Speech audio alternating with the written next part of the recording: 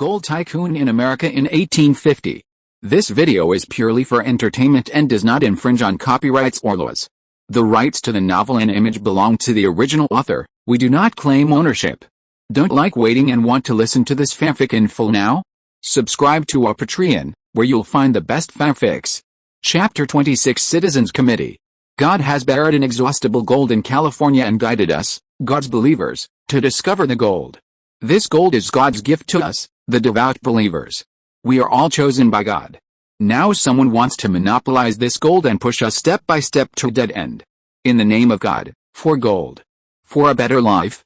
Let's unite. In Sacramento, Liang Zhao was delivering his inflammatory speech.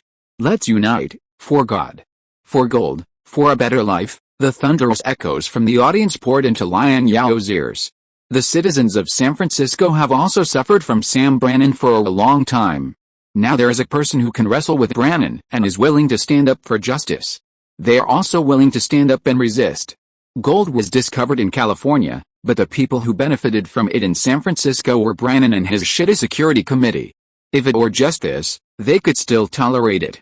What the gold diggers could not tolerate was that these vested interests not only did not restrain themselves, but instead relied on their monopoly position to raise prices, levied huge rents and miscellaneous taxes on shops, and sold daily necessities and gold mining tools at outrageous prices, completely blocking their upward path to wealth. Rousseau once said in the opening of The Theory of Contract that people are born free but are always in chains. Although you seem to be free, you are actually slaves, all Brannan's miners. You used your hard-working hands to dig in the mines day and night, and finally dug up such a pitiful little bit of gold. But what is the result?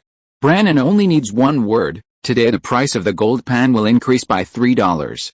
Beer will increase by $2 per pound. Bread will increase by $1 per pound. He can easily take away the gold in your hands. Brannan is our shackles. Let us unite together. Break free from this damn shackles. Liang Zhao struck while the iron was hot and continued to fan the flames. Looking at Liang Zhao, who was giving a speech with great passion, Robinson felt very crazy and incredible. Liang Zhao could easily mobilize the emotions of these gold diggers from different places. Robinson listened carefully to Liang Zhao's speech. He used the theories of God's chosen people, destiny, and contract theory flexibly. Liang Zhao's speech was not only inspiring, but also so profound that it would make those experienced politicians in the East feel ashamed. Robinson became more and more curious about Liang Zhao's experience.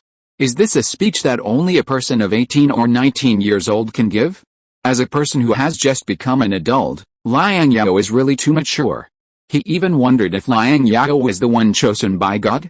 In addition to this explanation, Robinson could not think of any other reason to explain Liang Zhao's outstanding personal ability and excessive maturity. The speech was very successful. Liang Zhao successfully established the California Citizens Committee, and he was successfully elected as the chairman of the Citizens Committee as he wished. Because Robinson had a good reputation, the participants recommended Robinson as the vice chairman of the Citizens Committee. This made the employees of Boston Company very excited. Robinson himself felt like he was sitting on pins and needles. There were many ordinary members of the Citizens Committee. Even if the Citizens Committee failed in this struggle, these ordinary members could retreat unscathed. As the chairman and vice chairman of Liang Zhao, he had no way out and could only advance and retreat together. Robinson was now in a difficult situation and could only reluctantly agree to serve as the vice chairman of the Citizens Committee under the instigation of everyone. Please accept my congratulations, Dr. Robinson. Your election as vice chairman can be said to be what everyone expected. After the meeting, Liang Zhao congratulated Robinson. California's current population structure is still dominated by white people. Those white people can accept that the Citizens Committee has a respected white person as vice chairman. This situation is what Liang Zhao is happy to see. In addition to his extraordinary speaking ability, he can serve as the chairman because of his strength. After all, except for Brannan, no one in California has the strength to compete with him. It can be said that Liang Zhao is the only candidate for the chairman of the Citizens Committee. There is no choice except him. And Robinson's appointment as vice chairman is truly what everyone expected. I'm not happy at all. It's like putting me on a fire to be the vice chairman. I just want to be an ordinary doctor. An ordinary doctor can't save California, Mr. Robinson. Liang Zhao patted Robinson on the shoulder and said to him meaningfully, Sorry to interrupt your conversation. Hello, Mr. Chairman. I have something to talk to you about, a young man of the same age as Liang Zhao said cautiously, holding a pair of brand new canvas pants in his hand. Of course, please come to my residence to talk. I'll treat you to authentic Chinese tea. Liang Zhao said goodbye to Robinson and invited the young man to sit in his courtyard. I am impressed by your extraordinary speaking ability and personal charm. If California becomes a state in the future, I will vote for you like today. The young man looked around Liang Zhao's house and said, compared to Mr. Brannon's manor, your house is too simple, but your house is very tasteful and well designed. Unlike Brannon, his house always has only one theme, that is, gold. He is afraid that people all over the world don't know that he has gold. You are much more low-key. I don't think you came to me to discuss the design of the house. Jones was clumsy and couldn't learn to make tea. Deng Ying was not there. Liang Zhao felt very uncomfortable watching Jones' clumsy and unfamiliar tea-making movements. He asked Jones to sort out the financial statements for this month, and he made tea himself. I am a small shop owner in San Francisco. I have a project that I think you will be interested in. The young man hurriedly took the canvas pants in his hand to Liang Zhao for Liang Zhao to look at.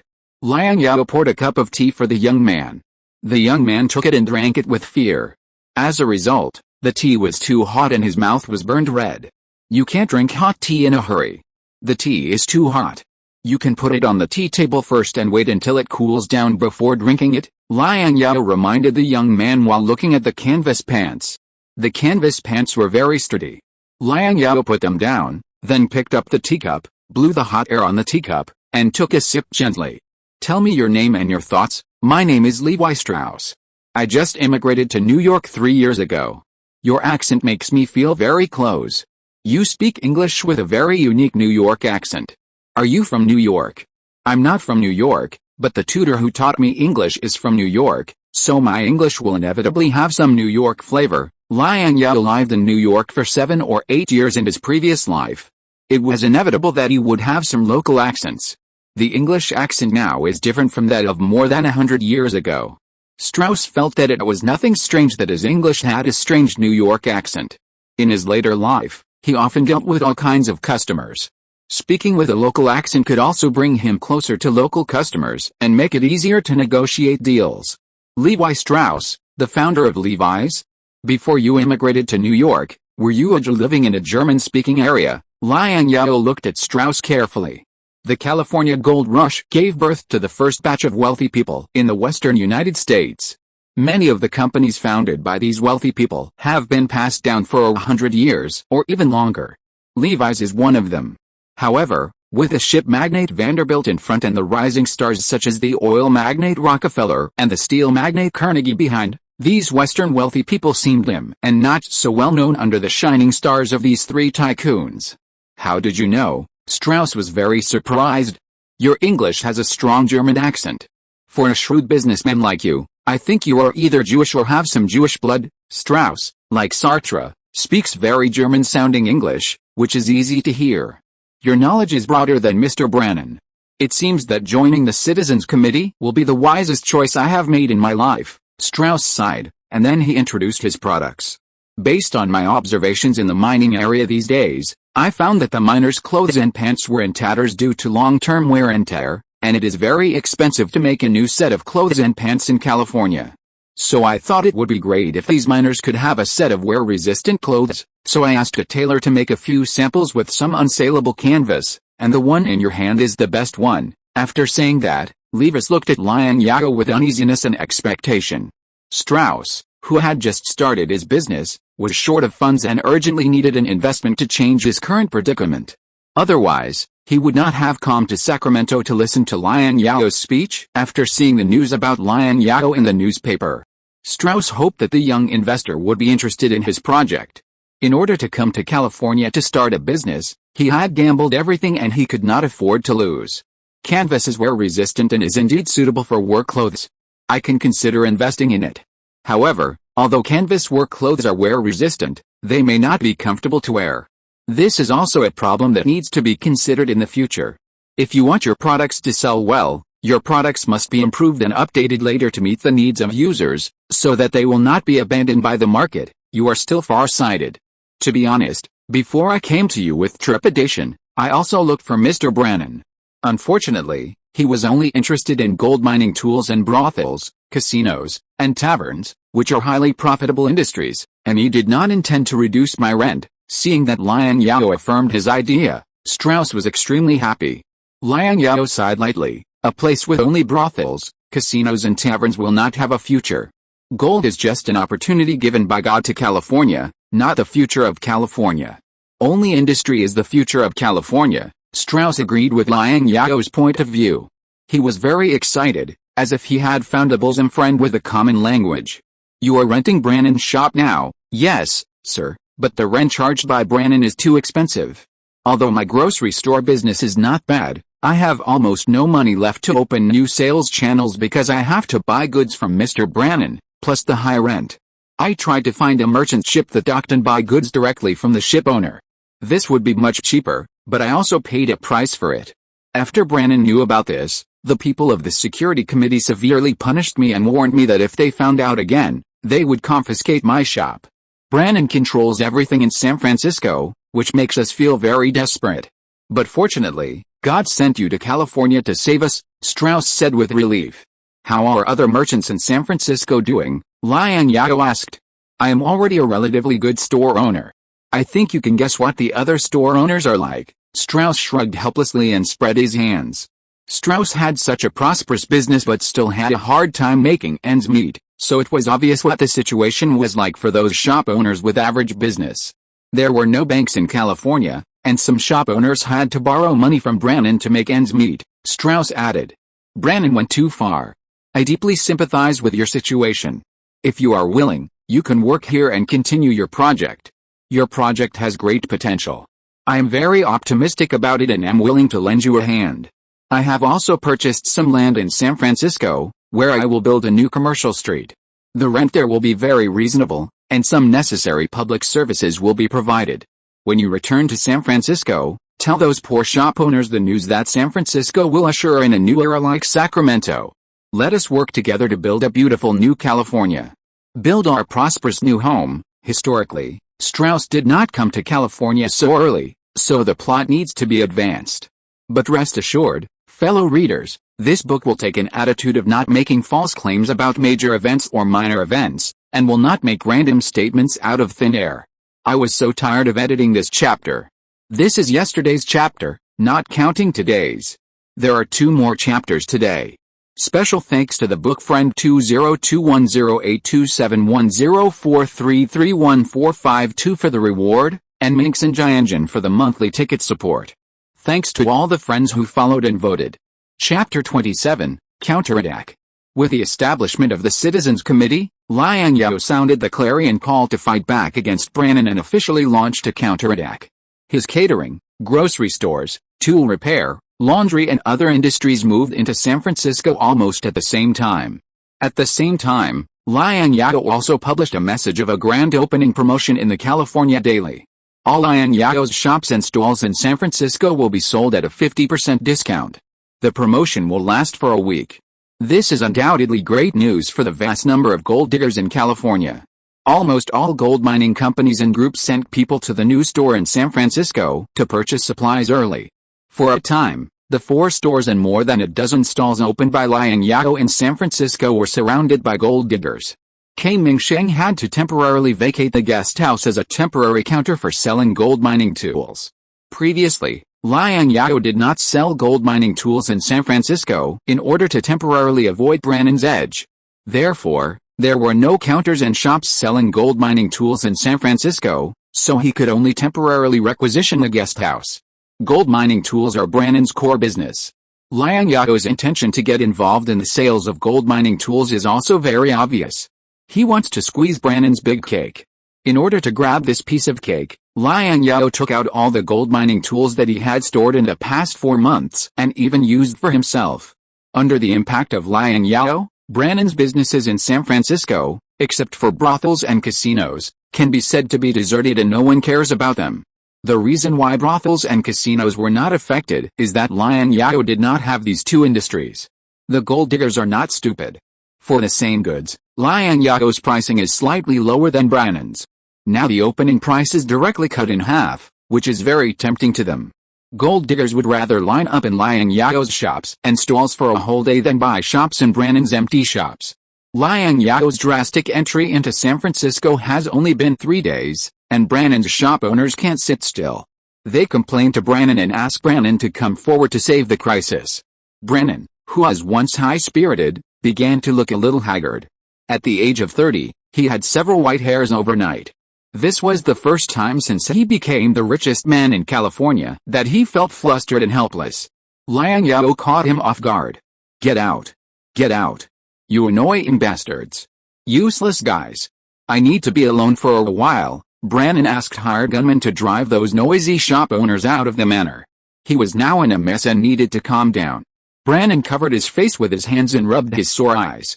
His market share in San Francisco was squeezed by Liang Zhao, which was secondary. The most difficult thing for him to accept was not this. It was that Liang Zhao actually bought the land from those early immigrants before him. Brannon's success today is largely due to his unique vision, and you can always find business opportunities one step ahead of others. This is the first time since the gold rush that someone has walked ahead of him and found a huge business opportunity one step ahead of him. Brannon regretted not paying attention to this potential competitor earlier and strangling it in the cradle. But now Liang Zhao has grown up and it is too late to think about these things. After calming down, Brannon analyzed the strengths and weaknesses of himself and his opponent. There is no doubt that Brannon's biggest advantage is that he has more financial resources than Liang Zhao. Liang Zhao has purchased a lot of land.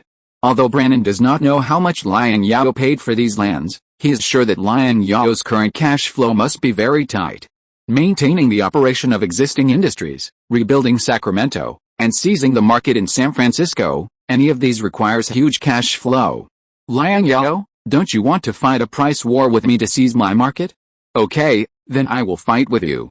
Let's see who will have the last laugh. Brannon made up his mind to fight to the death. As long as he wins this business competition, he can force Liang Zhao to surrender, and then the coveted land in Liang Zhao's hands will naturally be taken into his pocket. While waging a price war with me, you are also building a commercial street in San Francisco. Liang Zhao, you are such an annoying guy that you are too conceited. You are so conceited that you don't know how much weight you have. Third brother, Brannon has also lowered his prices. Deng Wenchen galloped back to Sacramento from San Francisco, informed Liang Zhao of the news, and handed Liang Zhao a latest price list of goods. Liang Zhao looked at Brannon's prices. Each item was slightly lower than his selling price. Obviously, Brannon's price reduction was a reaction to his entry into the San Francisco market. Brannon finally accepted the challenge. Liang Zhao was not annoyed or angry when he heard the news. Instead, he was a little happy. He was afraid that Brannon would not accept the challenge. Since Brannon fell into the trap, the next thing would be much easier.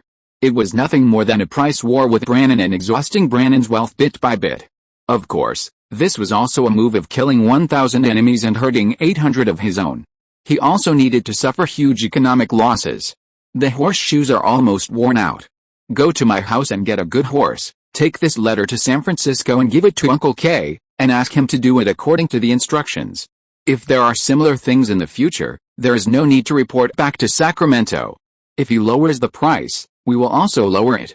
Remember, our selling price must always be lower than Brannon's. Liang Zhao put away the pen, blew the ink on the letter, and then put it in an envelope and handed it to Deng Wenchen.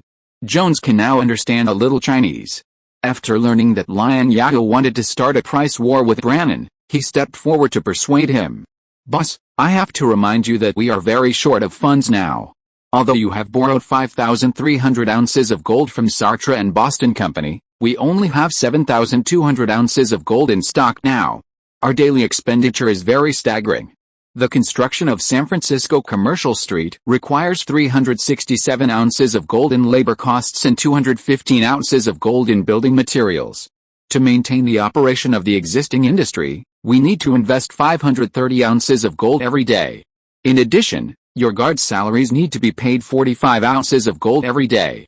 Of course, the guards' salaries are paid monthly, so you don't have to worry about it this month. However, we need to pay 1 cent of interest every month for the loan from Mr. Sartre and Boston Company, which is also a considerable amount. At present, The price of our products is just enough to recover the cost. If you insist on lowering the price, we will inevitably bear the loss.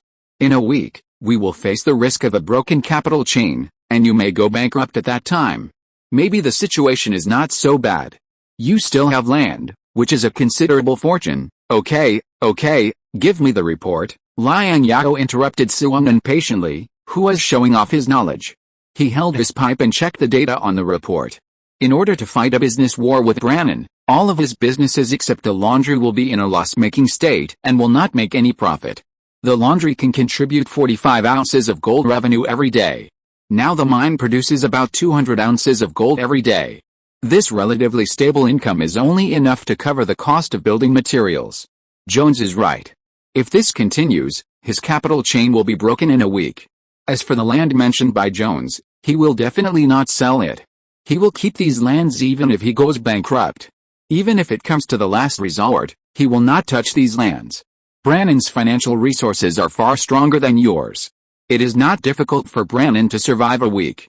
If you want to fight a price war with Brannan, I hope you can think twice before acting, Jones reminded. A book friend group has been established.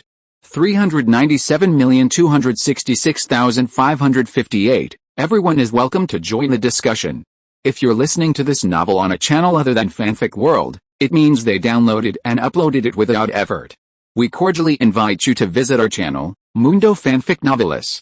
There you'll find the original version of this story and you can explore many other novels of various genres. We're waiting for you to immerse yourself in a world of incredible novels. Chapter 28. No one available. Jones, go and hand over your work to the new employee Strauss later.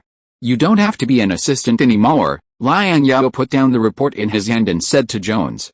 I'm very sorry, boss, I was so offensive just now. I hope you can be magnanimous and forgive my rude and offensive words. Please don't fire me. You are in a period of time when you need people. We signed a 1-year labor contract. You can't fire me without reason, Jones hurriedly explained. I didn't say I would fire you. I know the contents of the labor contract, but the contract also stipulates that I have the right to transfer your job. I can learn a lot from you.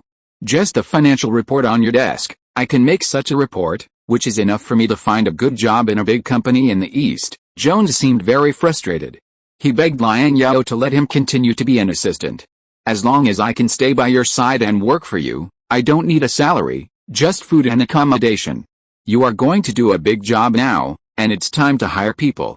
I am willing to be your vanguard. Although Jones's ability is mediocre, he is very motivated. Liang Zhao can see his progress. You are very motivated. I will not fire you just for this reason. The bank building in Sacramento has been built. You have experience in banking. I plan to let you be the bank president and give you a chance to exercise. Liang Zhao affirmed Jones' work and his ability. I want to do a great job. If you do well as the bank president, it will greatly ease my financial pressure. Only the person I trust the most can be qualified for this position. Jones, do you understand? Jones was surprised and terrified. He was happy that Liang Zhao trusted him and gave him a chance to exercise.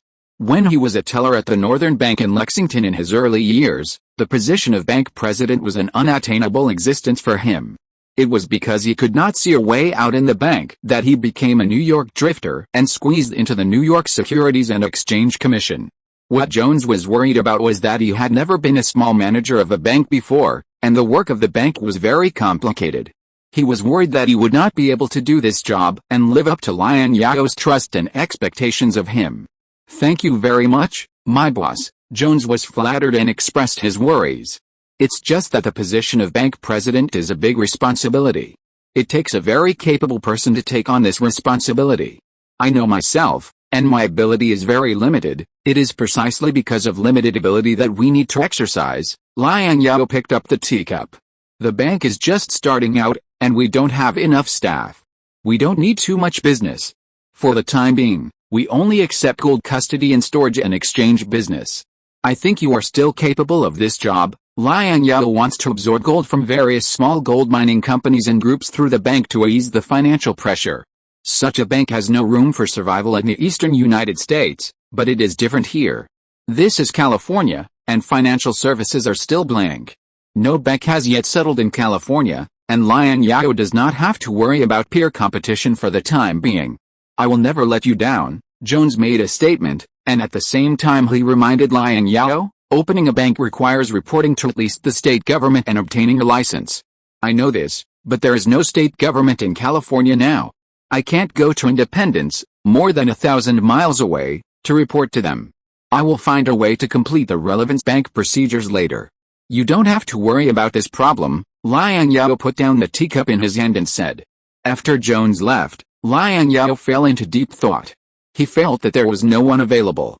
Let Jones be the president of this bank is like having no generals in Shu, and Liao Hu is the vanguard. Strauss has a talent for business, and the future is promising, but Strauss is still a young man who has just started his business and needs to gain experience. What's more worrying is that there are too few Chinese people around him who can be used. The bank is his money bag, and he can't give the bank full power to Jones. This is not a question of trust or not, but human nature is too fragile and cannot withstand the test of gold. He could let Jones manage the bank, but he had to put a shackle on Jones to prevent him from stealing things. But who should be the shackle? After thinking about it, Deng Wenyu was the only Chinese who could barely speak English and could write and count. But Deng Wenyu was in charge of the business in San Francisco, and it was obviously inappropriate to recall Deng Wenyu to Sacramento to manage the bank. And he himself was already entangled in trivial affairs and had no time to spare. In this era, there were too few people who were proficient in both English and Chinese and could write and count. After thinking for a long time, Liang Zhao finally called Deng Ying. Except for Deng Wenyu, the children of the Deng family were not very smart. Deng Ying was very smart and learned things quickly. Unfortunately, Deng Ying had not received any education in her early years, so her cultural level was relatively limited. Liang Zhao could not care so much, and decided to let Deng Ying try. Even if she was placed next to Jones as a vase, Jones would be hesitant. Cousin, I have never managed a business, and I have never managed the front of my house. My third cousin is smart, has studied, and has worked as an apprentice accountant. He can write and calculate. It is most appropriate for my third cousin to manage this bank, Deng Ying declined hurriedly. San Francisco cannot do without your third cousin. Do you want your cousin to split your third cousin in half? Liang Zhao rolled his eyes at Deng Ying unhappily. I also want to go out and find something to do. Dr. Robinson has encouraged me.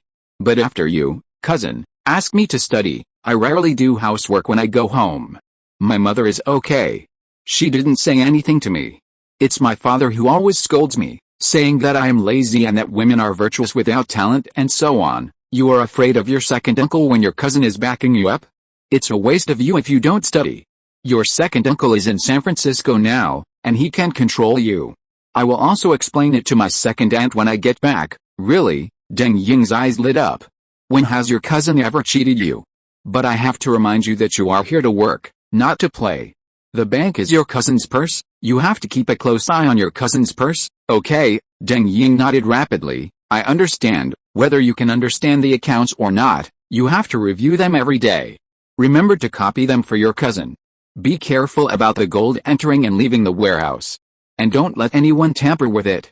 Follow Jones and learn as much as you can. It will be of great benefit to you in the future. Do you understand? I'll keep my cousin's teachings in mind. I have something to ask you, and it can also be considered a request. Go ahead, cousin, can you buy me a western skirt? I heard that several cousins are paid for working for my cousin, and my cousin always treats everyone equally. Do I also have a salary? If so, the money for buying the skirt can be deducted from my salary. Deng Ying looked at Liang Zhao with expectant eyes. Of course there are, but Jones is still the head of the bank, and your salary cannot be higher than his. As for the foreigner's skirt, you really need a good outfit when you go out.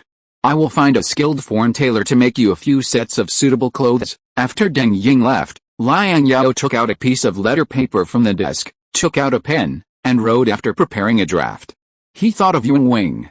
In his previous life, he attended a school named after him in elementary school, junior high school, and high school. He knew Yuan Wing's life experience in detail. After all, his teacher often talked about this person in class since elementary school. Over time, he could even recite Yuan Wing's life experience backwards. Yuan Wing was the first Chinese to graduate from an American university. The plan to send young children to study in the United States during the Westernization movement in the late Qing dynasty was also facilitated by his many years of running around. Among these 4 young children studying in the United States, the first generation of Chinese engineers, modern naval officers, diplomats, educators, lawyers and other talents were cultivated. Young Wing was the one who tested the waters for these government-sponsored Chinese students to study in the United States. It was 1850, and Young Wing should be preparing for the entrance exam to Yale University. If nothing unexpected happened, he would graduate from this famous American university with excellent grades in 4 years. Liang Zhao wrote a letter and told his men to send it out. The most oppressing and powerless thing for him in this era was that he could not find compatriots who shared the same language with him. Perhaps in the United States today, Young Wing would be the only compatriot who shared the same language with him. Talents. He needed to train a group of Chinese talents for his use, and training talents was precisely the most urgent thing. Chapter 29 Open Source. The first bank in California was born amidst the blast of firecrackers. To celebrate this event, Liang Zhao even found a few old Cantonese who knew how to dance lions to celebrate. Americans had never seen lion dances before, and they were full of curiosity about this new thing. Many miners even put down their work and came to the bank building in the center of Sacramento to watch this new thing and cheer for the lion dancers. After the lion dance, Liang Zhao wrote an inscription for the bank in both Chinese and English. Unveiling the plaque, after writing the inscription, Liang Zhao personally uncovered the red cloth covering the plaque, revealing the 4 vigorous and powerful characters of the Chinese bank, and the English name of the bank was below. Liang Zhao had a very good reputation in Sacramento, and some individual gold diggers also felt that carrying gold with them was likely to cause unexpected disasters, so they tried to deposit gold in the Chinese bank. However, the bank was just a new company, and people did not have much confidence in the new bank. Many people deposited gold in the bank on the first day and redeemed it with gold certificates on the second day. This made Jones' blood pressure soar. "This is simply a waste of our manpower," Jones ran to Liang Zhao dejectedly like a deflated ball just 2 days after the bank was established. "In 2 whole days, we have only absorbed 2,881 ounces of gold, and much of this gold is deposited by private gold diggers. Our goal is to absorb gold from gold mining companies. Currently, only Georgia Company has deposited 300 ounces of gold in our bank, and Boston Company has deposited 400 ounces of gold in our bank." This result was also expected by Liang Zhao. Banks in the United States are not backed by the government and are responsible for their own profits and losses. Once a bank goes bankrupt, the depositors' funds will instantly vanish, and they will become penniless overnight. Therefore, the public will be more cautious in choosing a cooperative bank. The Bank of China had just been established, and it was reasonable that the gold mining companies and gold diggers had limited trust in the Bank of China. For a newly established bank, this is already a good result, Liang Zhao patted Jones, who said something encouraging. "But this is California," Jones said, something Liang Zhao often said. As Liang Zhao said, any bank in the eastern region that could absorb 2,881 ounces of gold in 2 days would definitely be considered explosive news. But in California, the value of gold is far less than in the eastern states. Gold mining companies are reluctant to store gold with us because they lack confidence in us. You are the president of the Bank of China. Tell me what ideas you have. Raise the interest rate? Perhaps raising the interest rate a little can attract more gold mining companies to store gold with us. That's a way, but it's not a good way. Raising the interest rate can only treat the symptoms, not the root cause. If I had an idea, I wouldn't come to you. Jones spread his hands helplessly, indicating that he couldn't think of any other good ideas. Strauss, do you have any good ideas? Liang Zhao looked at Strauss, his new assistant, who was sitting on a plate. Strauss thought for a moment and said, "The best way to make the gold mining company have confidence in us is to let them know our strength and show that we have enough gold reserves." "Very good, go on." "Counting the gold you have absorbed in the past 2 days, you currently have nearly 10,000 ounces of gold in stock. We can do something about this. When no one is around in the middle of the night, we can secretly transport the gold to the mine, and then swagger back to the bank during the day. Of course, in order to show that we have more gold, we can put some stones underneath and put the gold on top, deliberately letting them see it. As for the safety of the gold, you don't have to worry. I believe no one in Sacramento dares to take advantage of you." "Very good, let's do it." Liang Zhao approved Strauss's idea. Sartre brought more than 20 guards to deliver more than 800 kilograms of iron to Liang Zhao.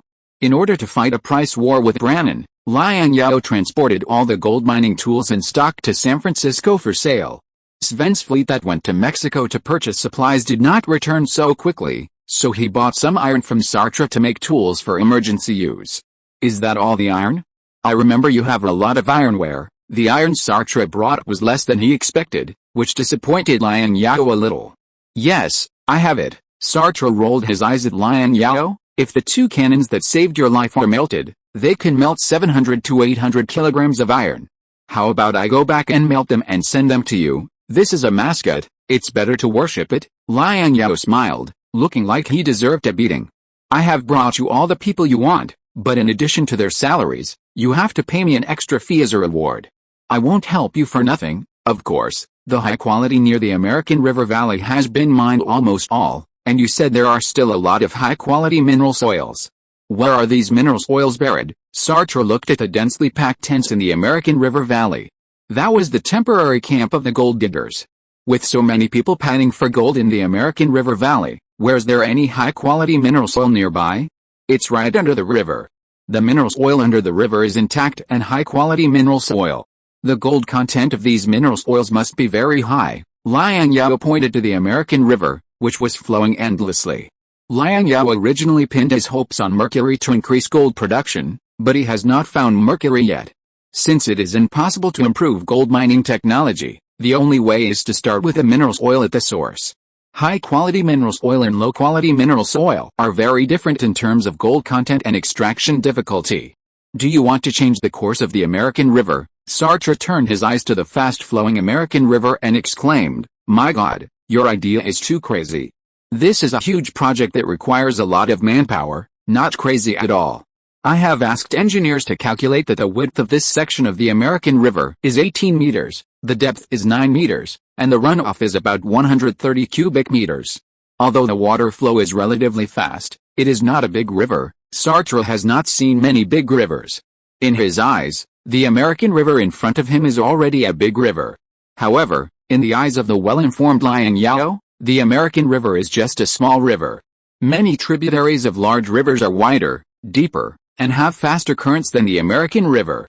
Building a dam on the American River to force it to change its course is not impossible with his current manpower. As long as the American River is successfully changed, he can mine the mineral oil under the riverbed, which is enough for him to mine for 2 or 3 months, or even longer. Where are the people? To start this huge project, at least hundreds of people are needed. Free up some people from my mine. Boston Company has also expressed interest in this project and hopes to join. There is also an old miner organization, whose leader is James Allen. He is very familiar with the hydrological conditions of the American River and is willing to join. Counting the more than 20 guards you brought, we now have more than 280 people, enough to start this project. Liang Zhao originally wanted to stop the mine directly and concentrate more manpower to build the dam, but the mine had to show off to the bank, so he could only withdraw some manpower from the mine and leave some people to continue panning for gold to show off to the miners in the surrounding mines. What about your mine? If you withdraw people from the mine, the gold production in the mine will definitely drop significantly, Sartre said with some concern. Liang Zhao borrowed 1,500 ounces of gold from him. He knew that Liang Zhao was now fighting a price war with Brannan and was losing money almost every day. He was worried that Liang Zhao would not be able to pay the interest in time, and even the principal would be in danger. The old mine only produces about 200 ounces of gold a day, which is too small for Walker. 200 ounces of gold is a small profit for you? Your appetite is getting bigger and bigger. Special thanks to Wen Junheinengers in Yuan DZPN for his 10,000 yuan reward, and congratulations to Wen Junheinengers in Yuan DZPN for becoming the first helmsman of this book. I will update for you in the evening. Thanks to IMZHAZHA Mao for his 100 yuan reward and Star Sword King for his monthly ticket support. Chapter 30 There can only be one king of Funia. It is said that the prices in San Francisco are extremely high and life is inconvenient, but I don't think so. Maybe we have caught up with the good times. I think life here is quite convenient. This sandwich is delicious and convenient. Jerwin sat at the stall, ordered a sandwich and a cup of black tea, and took out a silver coin to buy a newspaper. The newspaper is free, sir. In order to earn more money to supplement the family, little Alan worked as a newspaper boy while watching the store. This is your tip. Since it is free, Give one to the gentleman next to you. Okay, thank you, sir. Little Alan thanked Jerwin and took out a newspaper from his bag. You have been giving away newspapers for free for several days. Don't newspaper companies consider making profits? Jerwin has been getting newspapers for free for several days, which puzzled him. The newspaper is Mr. Liang's property. Mr. Liang has his own considerations when doing things. We just do our work and don't ask too much. We don't have to worry about things that we shouldn't worry about. Little Alan looked at Jerwin, who is well dressed and had a civilized stick under his armpit, and said, Mr. is well dressed. I guess you are a noble from the East. Although the Industrial Revolution in the United States at that time was in full swing, its economic level and international status were incomparable with the United States more than 100 years later. Now the center of world civilization is in Europe, and America is just a marginal place of civilization. In the eyes of the European powers, especially the arrogant British, Americans are just a group of uneducated former colonial countrymen. Americans feel inferior to this. They have a special liking for the identity of aristocrats, because there are many noble aristocrats in Europe who are very noble in their eyes. These are things that they can't buy with money. Jerwin was quite pleased to hear the word noble. Seeing that this newspaper boy was smart and spoke well, he invited him to have breakfast together.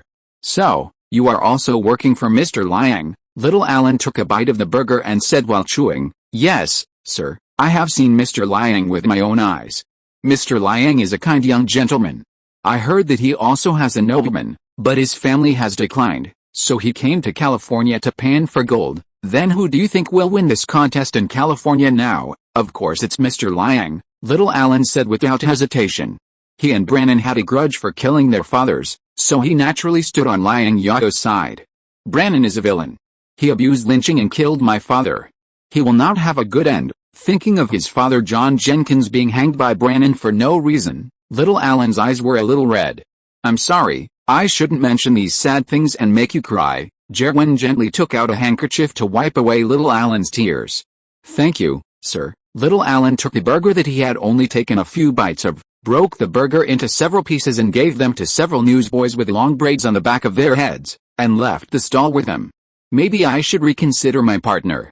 It seems that Brannon is not a person worth cooperating with, my friend, Jerwin said to the young man next to him. The young man was called Leland Stanford. He served as the governor of California in 1861 and was one of the top 10 tycoons in the Gilded Age. In later generations, the university he founded, Stanford University, is more well known. But now it is 1850, and the era of Stanford has not yet arrived. Stanford was also one of the gold diggers at this time. He was one of the few gold diggers with better luck and made a small fortune in the gold rush. Although he was not as wealthy as Brannon and Liang Zhao, Stanford was also well known in the circle of gold diggers. People always make mistakes. Brannon and Liang Zhao are two completely different people. My father once told me that if you can become a politician in the future, you must learn to be flexible, Stanford said. Brannon is an American citizen, and Liang Zhao is also an American citizen. It's harmless to invite him to meet, and maybe we can gain something. Mr. Jerwin, thank you for your hospitality. Perhaps I should also pay a visit to this gentleman from the East. I am particularly interested in him now and look forward to meeting him. Jerwin has a strong interest in Liang Zhao. The business war between Brannon and Liang Zhao has entered a white-hot stage. Brannon has to bear huge losses of wealth every day. Seeing the gold he has accumulated being consumed bit by bit in the price war, Brannon's heart is like a knife. Brother, we have earned more wealth than we can spend in several lifetimes in this gold rush. It's time to stop. If this continues, I'm afraid our family will become penniless. Brannon's younger brother Brannon Jr. persuaded Brannon to give up this meaningless fight. Brannon is now a little confused. He can no longer figure out how much gold Liang Zhao has. In just a few days of price war, he suffered a loss of nearly 10,000 ounces of gold, or $320,000. This amount was not a small sum for him. Liang Zhao's loss should be equal to his. He thought that his financial resources were stronger than Liang Zhao's. However, Liang Zhao acted as if nothing had happened these days, which was puzzling. All of Liang Zhao's industries were still running as usual. In addition to building a commercial street in San Francisco, he even had the spare capacity to build a dam on the American River. How much gold does Liang Zhao have? Will those gold diggers deposit all the gold in Liang Zhao's bank? Brannon felt a little chest tightness. He covered his chest with a very painful expression. His mental state was not as good as before, and even a little depressed. Stop it, brother. It's not too late to shake hands with Liang Zhao now. California is big enough to accommodate 2 millionaires. Little Brannon hoped that his brother could get out of the quagmire of price war. Liang Zhao was obviously not that easy to deal with. But there can only be one king of California. Tom, in a few months, the big financial groups from the East will be here. They are hypocritical vampires. Once they arrive in California, we will not have the opportunity to make a fortune like we do now, do you understand? These lands are our last chance to make a fortune. Don't you want our Brannon family to become stronger? They looked down on us when we had no money before, and now that we have money, they still look down on us. They secretly laugh at us for being nouveau riche and bumpkins. Why is that? Why? It's because we are not strong enough. Without enough power, I will now support Mr. Gwen in his campaign for the future Senator of California. We will use this as a springboard to enter politics and infiltrate our influence into Congress. California has great development prospects. It will be the richest state in the United States in the future, and our Brannon family will become the most influential family in the country, just like those aristocratic families in the East. By then, everyone will have to look up to our people, and only then will they be in awe of us and be convinced. Do you understand? Tom, brother. Wake up. Mr. Gwen is leaving for Sacramento today. Don't you understand? If we continue like this, we will fall into an endless abyss. Little Brannon shook Brannon's shoulders in grief, hoping that Brannon could wake up. Chapter 31 The Arrival of Politicians. To ask you how you can be so far away from home, I will add more chapters. What kind of wind is blowing here today? It actually brought so many far-sighted politicians here. Sacramento welcomes you. Dear Mr. Jerwen, Liang Zhao warmly received Jerwen by the American River. The dam on the American River has been completed, and his employees are doing the final drainage work. It seems that I am not the first politician to come to see you, Mr. Liang. You are younger than I thought, and your English is better than I thought. Jerwen had a very good impression of Sacramento. Although the city looked very simple, the streets were clean and the people were orderly. In San Francisco, Jerwen had to walk carefully for fear of stepping on feces and splashing sewage to dirty his expensive pants. Stanford was right. It is true that Sam Brannon was the first millionaire in the western United States and a rare talent, but Liang Zhao's ability was even better than Brannon. Jerwen had a very good first impression of Liang Zhao. Thank you for the compliment, Mr. Jerwen. Let me introduce you to my friend, Leland Stanford. Jerwen introduced Stanford to Liang Zhao. Hello, Mr. Stanford. I heard that you are a nobleman of the Qin dynasty, Stanford said as he looked at the extraordinary young man in front of him. At this time, not only did the Qin dynasty not know much about the outside world, but the outside world also knew little about the Qin dynasty. When the Qin dynasty sent the first batch of children to study in the United States, almost all Americans thought those boys wearing long gowns and pigtails were little girls. The first batch of children went to the United States to study in 1872, not to mention that it was still 1850, and the United States would know even less about the Qin dynasty than in 1872. I'm not a noble. According to your saying, I may be a gentleman. My grandfather was a middle-level official in the capital. My grandfather's brother once managed a county with a population of more than 300,000. Our family is also a relatively prominent family in the local area. It's a pity that my generation has declined for some reasons. Liang Zhao could have chosen to brag in front of them that he was a noble or even a royal family. But there was no need to do so. The real nobles have been precipitated for 3 generations or more, and the temperament on them is difficult for ordinary people to imitate. Although Liang Zhao is not a professional actor, his acting skills are not bad. If he plays a little, he may be able to fool them and make them believe that he is a noble. But these politicians are all very cunning. He can deceive for a while, but not for a lifetime. There will always be a day when he will be exposed. Moreover, they admire nobles who are enterprising and talented, not those nobles in Beijing who can only walk dogs and play with birds and lose their ambitions. My God, 300,000 people is actually a very small administrative unit in your country. 300,000 people is enough to set up a state in the United States. Jerwen adjusted his glasses. He was shocked by the large population of the Qin dynasty. According to the state establishment standards of the United States, as long as there are more than 100,000 settled populations, They are eligible to submit a bill to Congress to apply for state establishment. There is nothing strange. My motherland has 400 million people, or perhaps more. You know, it is difficult to make accurate statistics for such a large population. There is an error of 20 to 30 million that is also being cleared. The current population of the United States is only more than 20 million. My God, this is such a huge market. No wonder the British want to open your country, Jerwin exclaimed. Did you also take advantage of the fire to force the Qing government to sign the Wangsha Treaty and demand that the Qing government give you the same treatment as the British in China? Liang Zhao sneered in his heart. The British and American powers are just birds of a feather. It's not as good as you think. The size of a market is not measured by its population. Unfortunately, the local residents are very poor and don't have much purchasing power, Liang Zhao said as he walked into the pavilion by the American River. Strauss had already prepared tea for them. Mr. Liang, can you tell me which gentleman visited you before me? After sitting down, Jerwin asked. John Charles Fremont? I think you should know him, a great explorer and an outstanding soldier. It was he who opened up the Western Trail, allowing Americans in the East to reach California by land. The Sacramento River Valley under our feet was first discovered by him. He is very interested in Sacramento and should be investigating the surrounding area to look for gold. Maybe you can meet him later, Liang Zhao said. I have heard a little bit about him. His father-in-law is Thomas Hart Benton, a senator from Missouri. He has a family with a great reputation that I have to look up to. If it weren't for his father-in-law, he would not have been expelled from the army for standing on the wrong side in the military struggle. The American political circle is not big, but it is not small either. Jerwin still knows the people in these circles. I just didn't expect that this frustrated soldier wants to go into politics now.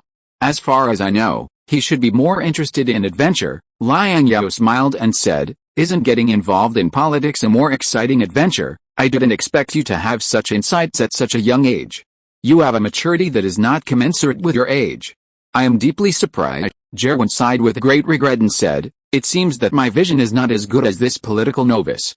I came too late. No, you came at the right time. What do you mean? California can't accommodate 2 millionaires, but it can accommodate 2 senators. Jerwin was deeply shocked by this. This young man from the East is too ambitious.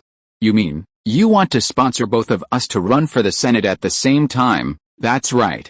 Among so many politicians in the United States, only the 2 of you arrived in California first, which shows that you 2 are the ones who really care about California. As a citizen of California, who else can I support if I don't support you and Fremont? Jerwin, who had originally given up on Liang Zhao and had given up on trying to get Liang Zhao's political donations, suddenly glowed with a burning light in his eyes after hearing Liang Zhao's words. He was too eager to become a senator. If he competed with Fremont on the same stage, he didn't have much confidence. After all, Fremont's backers were stronger than his backers. Although he had more political experience, in the election, political experience was far less important than a prominent family background and a reliable backer. He felt deeply about this. Otherwise he would not have struggled in the House of Representatives for so many years and still not climbed into the Senate, while people with far less ability and qualifications than him could enter the Senate openly. Politics has never been a fair game. Liang Zhao's ambition was so big that Owen doubted whether Liang Zhao had enough financial resources to support 2 senator candidates at the same time. He and Fremont are running for the future California senator, and the money they have to spend is not comparable to running for the House of Representatives. Do you have enough financial resources to support me and Fremont in running for the Senate at the same time? Jerwin did not bother to pretend, and asked Liang Zhao his question directly.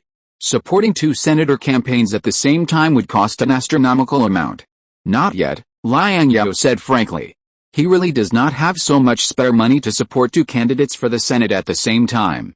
Jerwin was disappointed and couldn't help cursing in his heart. If you don't have money, then what are you talking about? Chapter 32 Disappointing Results. If all his assets were used, Liang Zhao would certainly have enough financial resources to support both Jerwin and Fremont in their Senate campaigns. But this was obviously unrealistic. His industry had just started, and a large amount of capital would be needed in the future. He did not intend to put his industry aside to support Jerwin and Fremont. The campaign was just the beginning. In the future, if he wanted to keep the 2 of them in Congress and protect his interests in California, a large amount of money would also be needed. Compared with this money, The political donations for the campaign were just a drop in the bucket. In the United States, how much say and influence your representative of interests can have in Congress depends on the thickness of your wallet. This has never changed since the founding of the country until the 21st century. Mr. Liang, I feel like you are teasing me. It's not funny to joke with me like this. Although Jerwin had already greeted all of Liang Zhao's female family members in his heart, on the surface, Jerwin still maintained the generosity and tolerance that a gentleman should have, and continued to talk to Liang Zhao in a humble and polite manner. I've already said that, it's only temporary, Liang Zhao said calmly and confidently. Once I take over Brannan's market in San Francisco, I will have enough funds to support both you and Mr. Fremont in running for the Senate at the same time. Liang Zhao acted very confidently, as if Brannan's huge fortune was already in his pocket. How long will it take before California becomes a state? As a politician, Jerwin has long been familiar with the way of lazy politics. He often promises others a vague time, but it does not mean that he can accept an ambiguous time. A politician usually has two standards in his heart, one for others and the other for himself. Jerwin is such a person. I need a clear time. If Mr. Liang doesn't have enough confidence, I need to find other political investments to avoid missing the opportunity. Mr. Jerwin, Mr. Fremont is much more patient than you. I am different from him. If he doesn't find the support of investors in California, he still has his powerful family and father-in-law to back him up. I don't have such favorable conditions as him. Please forgive me, Mr. Liang, it will take 1 or 2 months at the fastest and 3 months at the slowest. It won't take longer than this time. Liang Zhao thought about it and gave a relatively clear time. This time made Jerwin feel much more at ease. With the temperament of the congressman, if nothing unexpected happens, the issue of whether the territories should become free states or slave states will continue to be argued for at least half a year.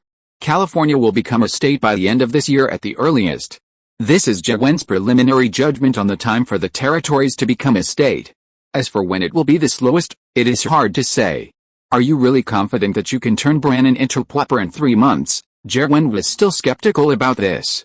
It only took me 3 months to become a millionaire from nothing. California is a magical place full of miracles. Liang Zhao smiled confidently. His confrontation with Brannan lasted less than 10 days, and Brannan had lost more than $300,000, and this was when he did not touch the 2 big cheeses of brothels and casinos. 3 months is enough, and it may not take that long. At the same time, Liang Zhao was also a little disappointed with Jerwin. As a politician, Fremont, a political novice, was more stable than Jerwin, an old politician who had been immersed in officialdom for many years.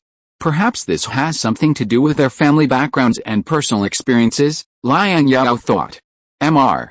Jerwin, you should believe in your vision and Mr. Liang's ability. Although there is a lot of gold in California, it is extremely liquid. It comes quickly and goes quickly. Jerwin's indecision made Stanford on the side a little bit unable to bear it. Stanford witnessed Liang Zhao becoming a millionaire almost overnight. He was also a relatively successful gold digger and businessman. Stanford knew very well that the difficulty in California was not gold mining, but how to keep the gold in your hands. Liang Zhao could not only keep the gold in his hands, but also create business opportunities continuously. Such a person is worthy of cooperation and full trust. As he was talking, Fremont returned on horseback. The harvest of this trip was not rich. He only brought back a few rabbits. Obviously, Fremont's harvest on this gold hunting trip was not good. I can now be sure that those rumors about the Golden Lake were just the imagination of crazy gold diggers. Fremont asked for a glass of water and poured it into his mouth with his head tilted back. Fremont's dress was very different from Jerwin. He wore a tight military uniform and had 2 swords, one long and one short, on his waist. The long sword was a Mamluk sword, and the short sword was an Arkansas toothpick, which was famous for its sharpness, ability to stab and chop, and the tip of the sword was so thin that it could be used as a toothpick to pick teeth. Due to its strong practicality, the Arkansas toothpick was widely equipped as a single-soldier knife during the Civil War. Liang Zhao remembered that the Mamluk sword was an accessory for American naval officers, and Fremont was from the Army. He didn't understand why a former Army officer would wear a naval officer's sword. Not entirely, it may be that you haven't walked far enough. California is so big, there must be more than one place with gold in the Sacramento River Valley, Liang Zhao said. Did Mr. Liang get anything? Fremont put down his water cup, put his hands behind his back and looked at the American river that had been diverted. "I think there will be an answer soon." Liang Zhao saw Deng Wenqi and Deng Wenkang leading the hired workers to dump ore into the ore washing trough, and he would soon know the result. "May God bless you, and you will have a good harvest. This is Mr. Zhewen. I think you may know each other." Liang Zhao introduced Zhewen to Fremont. Fremont greeted Zhewen very friendly. The two had only heard of each other and each other's family, but their families did not have much intersection. After completing the panning work, Deng Wenqi brought Liang Zhao a sample. "Third brother, the gold content of the minerals oil on the surface of the riverbed is only slightly higher than that of the minerals oil on both sides of the river." Deng Wenqi handed Liang Zhao 2 small glass bottles filled with gold particles. "This is the gold washed out of 10 buckets of minerals oil on the surface of the riverbed, and this is the gold washed out of 10 buckets of minerals oil on both sides of the river. They are all labeled according to third brother's instructions for easy comparison." Liang Zhao picked up the 2 labeled glass bottles and observed them. The gold in the glass bottle labeled with the minerals oil on the surface of the riverbed was only about 1/6 more than the other bottle. This result obviously disappointed Liang Zhao, and Liang Zhao was too lazy to weigh them. "It seems that God has not favored you, Mr. Liang," Fremont said in a tone of disappointment with a hint of gloating. Zhewen also looked at Liang Zhao with suspicion. He questioned Liang Zhao's ability to pan for gold, and also questioned Liang Zhao's ability in other aspects. Perhaps this successful young businessman who is said to be good at panning for gold and has a unique way of making money is just a false reputation. Chapter 33 Big Gold, Big Shots. "Is the collection of samples reasonable?" Liang Zhao asked. Deng Wenqi sighed. "It was all done according to the method given by the third brother." Each barrel of minerals oil was collected separately. Liang Zhao felt unprecedented loss when he heard this. Could it be that his thinking was wrong? Building a dam to divert the American River not only cost him a lot of manpower and material resources, but also a lot of his time. Such a huge investment only resulted in an increase of 1/6 of gold production, which was far from his expectations. He could not accept this result. Liang Zhao firmly believed that his thinking was correct. There must be something wrong in some link. It must be like this. He took off his shoes and prepared to pour it into the riverbed to find out the reason. Boston Company also brought their samples. Robinson took the samples of Boston Company to Liang Zhao. "I have good news and bad news to tell you. The good news is that your idea is correct. The gold content of the riverbed is indeed much higher than that of the 2 banks of the river. A large amount of gold is deposited in the bedrock under the riverbed. The bad news is that there is a hard rock layer under the riverbed. It is not easy to dig out the gold with manpower. Compared with digging through these bedrocks, building a dam to divert the American River is a relatively easy thing. In general, it is still bad news. Our gold mining efficiency has not improved much. It is easy to dig through a rock layer to extract samples, but if you want to pan for gold, you have to dig through all these rock layers, which is a huge waste of manpower. Yes, the shallowest rock layer is also 1 meter thick, and the thickest rock layer may be 2 meters, 3 meters or even thicker. It is not easy to obtain these because we don't have machines. These machines are only available in major eastern cities such as Boston, New York, and Philadelphia. Dr. Robinson spread his hands and expressed his helplessness. Knowing where the gold is hidden but not being able to obtain it is more uncomfortable than not knowing where the gold is. Now both the Boston Company and the Old Miners Organization participating in the cooperation are anxious about this. Liang Zhao paced back and forth barefoot, thinking about a more efficient way to solve this problem, and soon he had a solution. Since there are no machines, it is impossible to effectively mine this gold on a large scale with manpower, so let's use gunpowder. Liang Zhao has a black powder workshop, and he has ready-made gunpowder. Of course, using dynamite would be more efficient and safer, but this efficient explosive was not invented until 20 years later, and he only has black gunpowder now. Good idea. I'll go back and ask if there is anyone who can use this explosive skillfully. Robinson thought it was a good idea and he could give it a try. California's black powder is very expensive, and it can be called black gold, but in order to get more gold, it is worth using this gunpowder. Besides, he also knew that Liang Zhao had a gunpowder workshop, which was the largest gunpowder workshop in the entire California, and they had no shortage of gunpowder. No need, I can use gunpowder. Let me see your gunpowder first. I need to know whether your gunpowder is suitable for mining. Fremont became interested, and he was eager to try these explosives. He was a senior expert in the use of gunpowder. Liang Zhao took Fremont and others to the gunpowder storage. What surprised Fremont was that, except for a small amount of gunpowder that was more suitable for use as propellant for guns and artillery, the rest of the gunpowder stored by Liang Zhao was almost all specially formulated for mining. Fremont was very curious about this, as if this young man had long thought of using gunpowder for mining. Your gunpowder is very reasonably formulated, and it is all high-quality gunpowder. Do you have talents who are proficient in gunpowder? Fremont couldn't suppress his curiosity. Liang Zhao certainly wouldn't tell Fremont that this gunpowder was prepared for mining gold in the foothills of Nevada in the future. Although Sacramento has abundant gold reserves, there will always be a day when it will be exhausted. It is right to prepare early. San Francisco and Sacramento are building a lot of buildings, and they need a lot of stone as building materials. These gunpowders are used to blast mountains and get stones. It seems that you are determined to build Sacramento and San Francisco into a large city. Looking at the huge gunpowder reserves, Fremont said thoughtfully. This explanation was reasonable, and he could not find any flaws, but Fremont's intuition told him that things were not that simple. Fremont prepared the gunpowder with ease and calculated the equivalent to be used to ensure that the explosion scale would remain within a controllable safety range while being able to blast the rock layer, and would not hurt innocent people. After all the work was completed, Fremont lit the fuse, and the fuse was successfully ignited. Everyone hid in a safe place waiting for the explosion to occur, praying to God in heaven that the gunpowder could successfully blast the bedrock layer.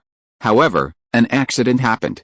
The gunpowder did not explode for a long time, and the anxious Deng Wenkang ran forward with a box of matches to check what caused the fuse to go out. If it went out, he would relight the extinguished fuse. Deng Wenkang. What are you doing? Come back quickly. Danger, Liang Zhao shouted hurriedly. The latter part is a quick twist. Even if you light the fuse, you will be blown to death. You reckless little guy. Fremont didn't expect there was such a stubborn person. He didn't have time to think about it. He rushed forward and skillfully threw Deng Wenkang to the riverbed. Not long after the two of them fell on the riverbed, a dull explosion sounded from the blasting point not far away. The earth trembled and the splashed sand almost buried the two. You fearless little guy, if you were my soldier, I would fire you now. Fremont picked up Deng Wenkang and said something that Deng Wenkang didn't quite understand. Although he didn't understand the words, he also knew that it was this foreigner who saved him just now. He said to Fremont in half-baked English, "Thank you, sir." Fremont patted the wet mud on his body and returned to the dry shore. Gold, such a big gold. Deng Wenkang, who was thrown out by Fremont, noticed a faint golden light in the crack of the bedrock that had just been blown open, and he couldn't help but exclaimed. He pried open the crack, and a huge piece of gold appeared in front of him. It lay there quietly, emitting an attractive and dazzling light in the sun. Although California is a land rich in gold, this is the first time he has seen such a large piece of gold. I found it. Gold. Such a big piece of gold. Deng Wenkang tried his best to lift this huge piece of gold, but the huge solid gold nugget was too heavy, and he couldn't move after carrying the gold for a few steps. Oh my god, fuck, everyone was stunned by this huge piece of gold. They had never seen such a huge piece of gold. Even Liang Zhao couldn't help but marvel at it. In terms of volume, this gold nugget is much larger than a real dog head. Liang Zhao asked someone to wash the dirt off the gold nugget and weigh it. 145 pounds. This piece of gold weighs 145 pounds. 145 pounds is equivalent to 65.77 kilograms in metric weight units, which is about more than 1,800 ounces in troy ounces. This is heavier than Liang Zhao's weight. No wonder Deng Wenkang couldn't move it just now. The largest natural gold nugget found during the gold rush weighed 151 pounds, which is a little bigger than the one in front of him. However, a 145-pound natural gold nugget placed in front of him is shocking enough. California is really a good place. Mr.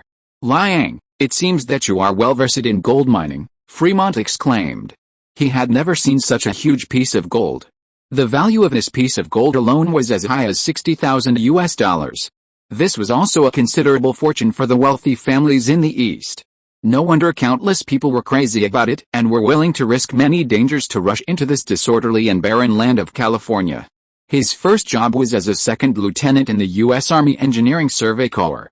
He remembered it very clearly, and the monthly salary of a second lieutenant was only a pitiful $15.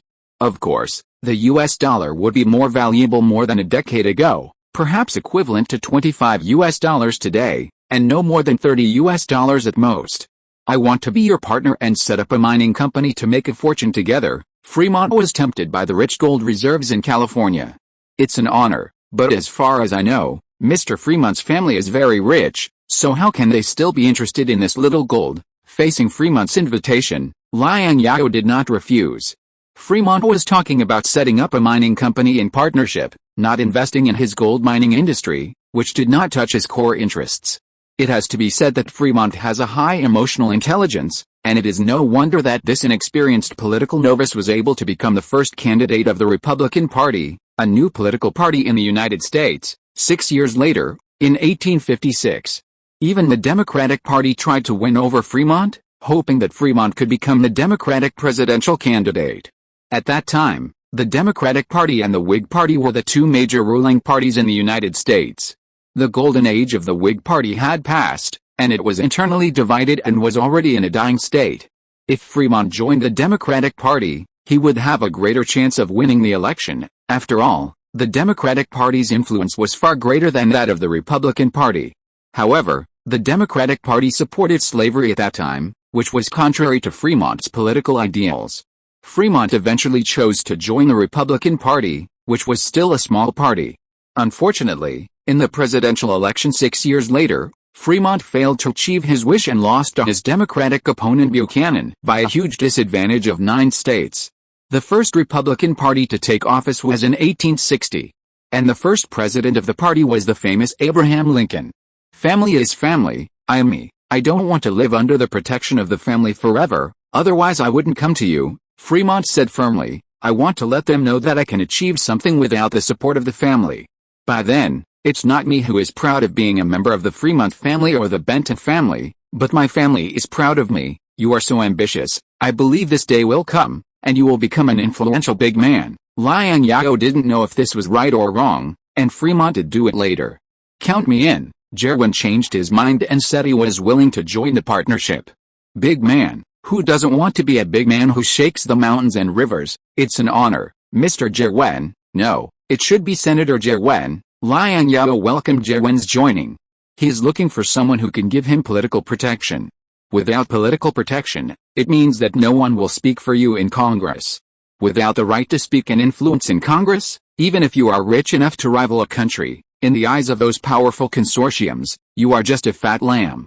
The fact that you can still exist only means that you are not fat enough, and it is not time to slaughter you.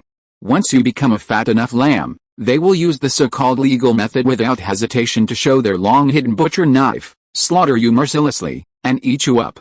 There is no doubt that these two people are very suitable candidates for cooperation. Binding interests with them is exactly what Liang Zhao wants. Today is a double celebration.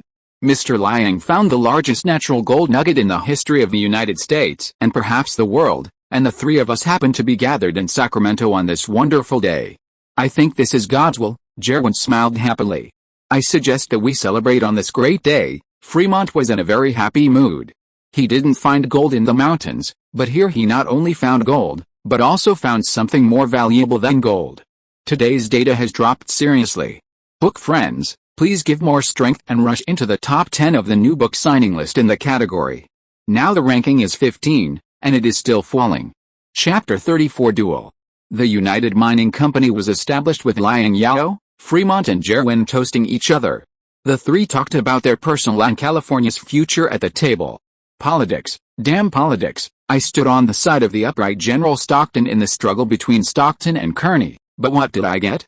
A soldier who shed blood and was injured for the United States during the war was sent to court. After 3 rounds of drinking, the drunk Fremont could no longer suppress his resentment. Fremont and Jerwin are two people with completely different personalities.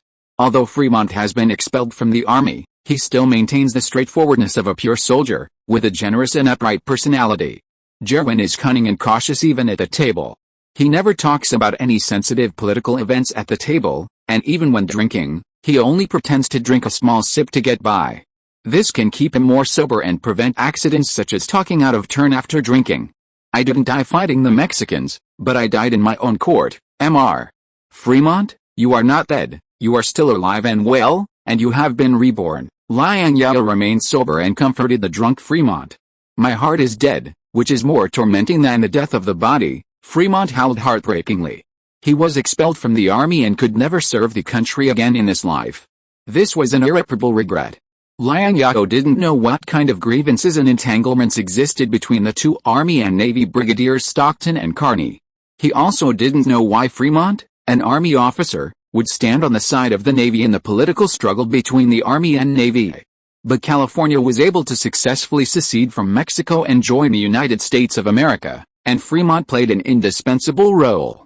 It was indeed inappropriate to send Fremont to the military court and expel him hastily without careful investigation. The Mexican-American War also allowed a group of American officers and generals to grow up, and they became the mainstay of the North and South in the Civil War 10 years later. Fremont was one of them. Fremont was resentful about this, and he could understand it. Liang Zhao's private party was soon interrupted by an uninvited guest. Brannon Jr. came to Sacramento with a dozen people in a threatening manner. Unlike Brannon Jr. was very low-key. It was said that he was behind the scenes to manage Brannon's business and rarely showed up. Liang Zhao was confused about Brannon Jr.'s arrival, and had no idea what Brannon Jr. was here for. Was he here to cause trouble? Or was he here to reconcile? Mr. Brannon, you have come to Sacramento at all costs. What are you doing here? Liang Zhao patted his confused head and tried to keep himself awake. His guards gathered around him, vigilantly guarding against Brannon Jr. and others. Mr. Liang, if we continue to fight like this, we will both lose. Brannon Jr. got straight to the point. You are the ones who started the trouble, not me. Maybe we should live in peace. Can you represent Brannon? I will try to convince him. That's not the answer I want. Please go back. Liang Zhao ordered Brannon to leave. In this fight with Brannon, he was at a disadvantage and never thought of negotiating with Brannon. Not to mention that the strong and the weak have changed now, and Brannon's defeat is obvious. Moreover, Brannon can't fully represent his family to negotiate with him. Brannon's trip was just his own wish, not Brannon's. Such negotiations are unnecessary and will not produce any results. For people like Brannon who are extremely vengeful and narrow-minded, he must cut the grass and root them out to prevent future troubles. Otherwise, he will not feel at ease staying in California. How much gold and US dollars do you need to buy your land? Brannon raised his voice. It's not for sale. Liang Zhao flatly rejected Brannon's request to buy the land. Brannon's idea was too naive.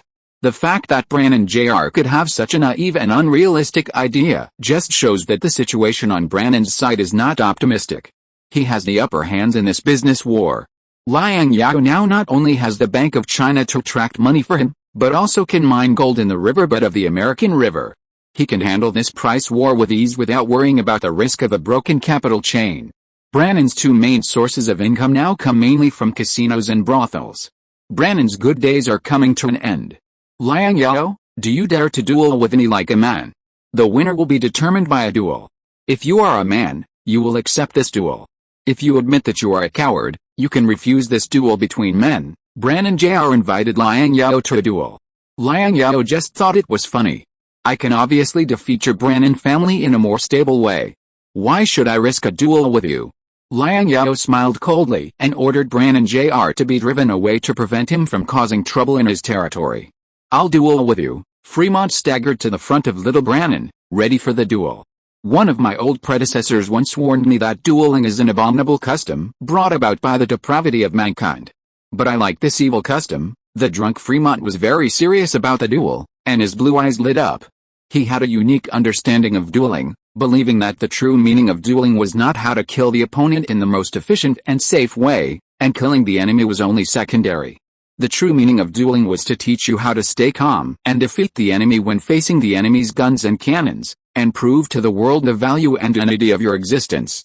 Liang Zhao did not understand Fremont's train of thought, and he planned to end this meaningless farce.